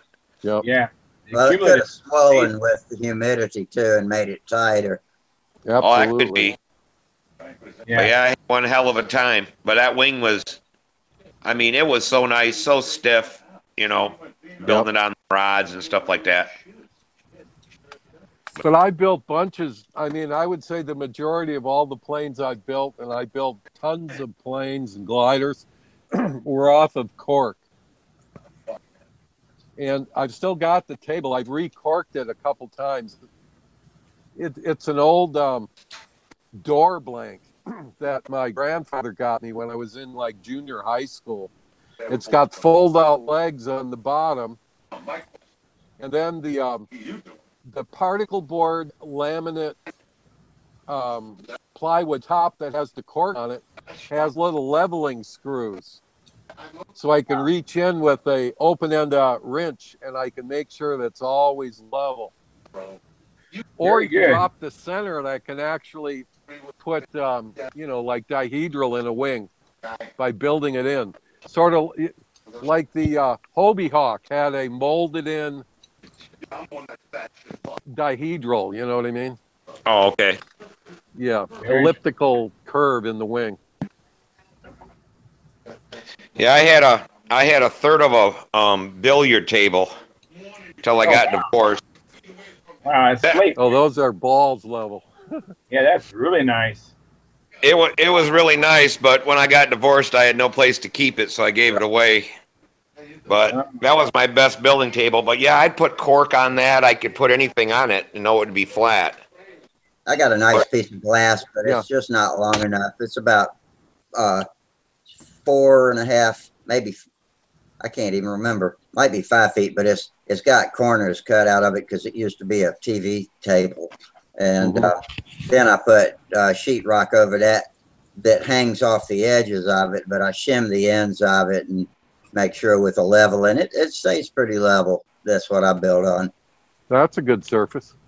Yeah, I wish I could figure out how to build on my picture window, but the shit keeps falling on the floor all the time. That's that gravitational thing. Yeah. Yeah. Yeah. Well, guys, I'm gonna let you go. All right, Steve. Yep. All right, man. Take it easy, Steve.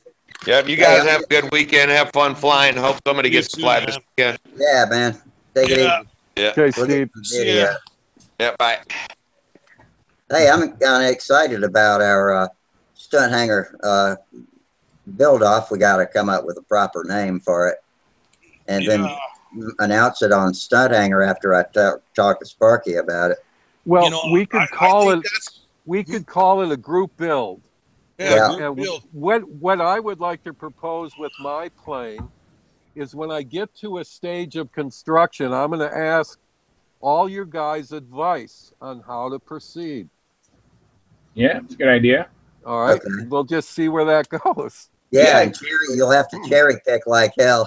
Yeah, and then I'll just ignore you all and do it my own way. Do it the way you Yeah, want. yeah.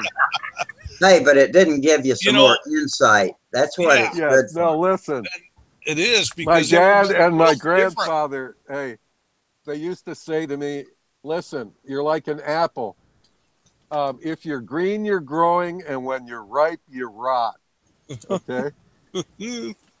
I'm still green, man. Very good. I think it'd be a lot of fun.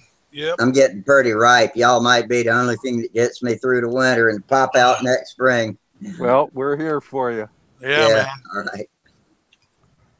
Hey, listen, we have a VA clinic on 45th Street in Riviera Beach. Check it out because I'm pretty sure they have a big dialysis center. So when I get moved, I'll have some spare rooms. Right now, I don't. Okay. Yeah. So, I need to do some fishing. Terry, you moving far from where you are now? No. Same town, even. Same everything. Right but on. just just a different. When's the move going to happen? I don't know. Hopefully before the holidays, because that's the thing that's freaking my wife out right now. Yeah. But so we're just trying to time all that. So anyway. Yeah. Man, moving's a tough job, but once you do it, it's hopefully worth it. Well, I'm living out of boxes now, so it just is, had to anyway. But group build. So next time we should all have we know what Charles is going to build. You're doing a Cardinal. Rusty's doing a Cardinal. I'm going to put together a little, because I do those things. I'm going to put together a little magnet board here, race board. So I'm going to write this stuff down, and we're going to see who's building what and keep track here. All right. Excellent. Excellent. Yeah, we can roll this over in our heads for a while. Yeah, but talk to Sparky for sure and see if it has his approval. My next step is retooling the shop, but for a new project, because I got stuff from a couple of planes, in little piece of parts, boxes all over the table, and shit slung. I usually keep my tools in one piece, but it just needs an overhaul. I hadn't given the shop a really good overhaul in a long time. I need some new tools. I need some new tool holders. I got cardboard boxes with holes punched in it for screwdrivers, and that stuff's getting worn out now. What were you saying, Charles? I say my garage is such a mess. That's why I haven't started building. I got to clean my garage. It's just got too messy. So what are you in now? A spare room in your house? Yeah, I'm upstairs. This was my office, my home office. I'm here most of the time, anyways. But this is kind of where I hang out. My office here. Yeah. It's got a good vibe. Yeah. For sure. It looks homey. Yep. Yeah, it is. Hey guys, let's wrap it up for tonight. Right. Okay. Sounds good. Yeah, I'm glad we got back to some All right, gentlemen, enjoy real, it. Yeah. business talk there in at the end. So, okay, well, everybody on YouTube and the video Google Hangout equally, I appreciate your attendance. And if you would be so nice as to give us a little walking around change, you know, that $ at the bottom of the chat box on YouTube. And you know, be nice to have. I appreciate it. But if you can't or don't, that's fine too. Keep coming back and watching us. Until we see you next time, fair winds, tight lines, and we will see y'all next week. See you guys. Good night. Good night. Good weekend, everybody.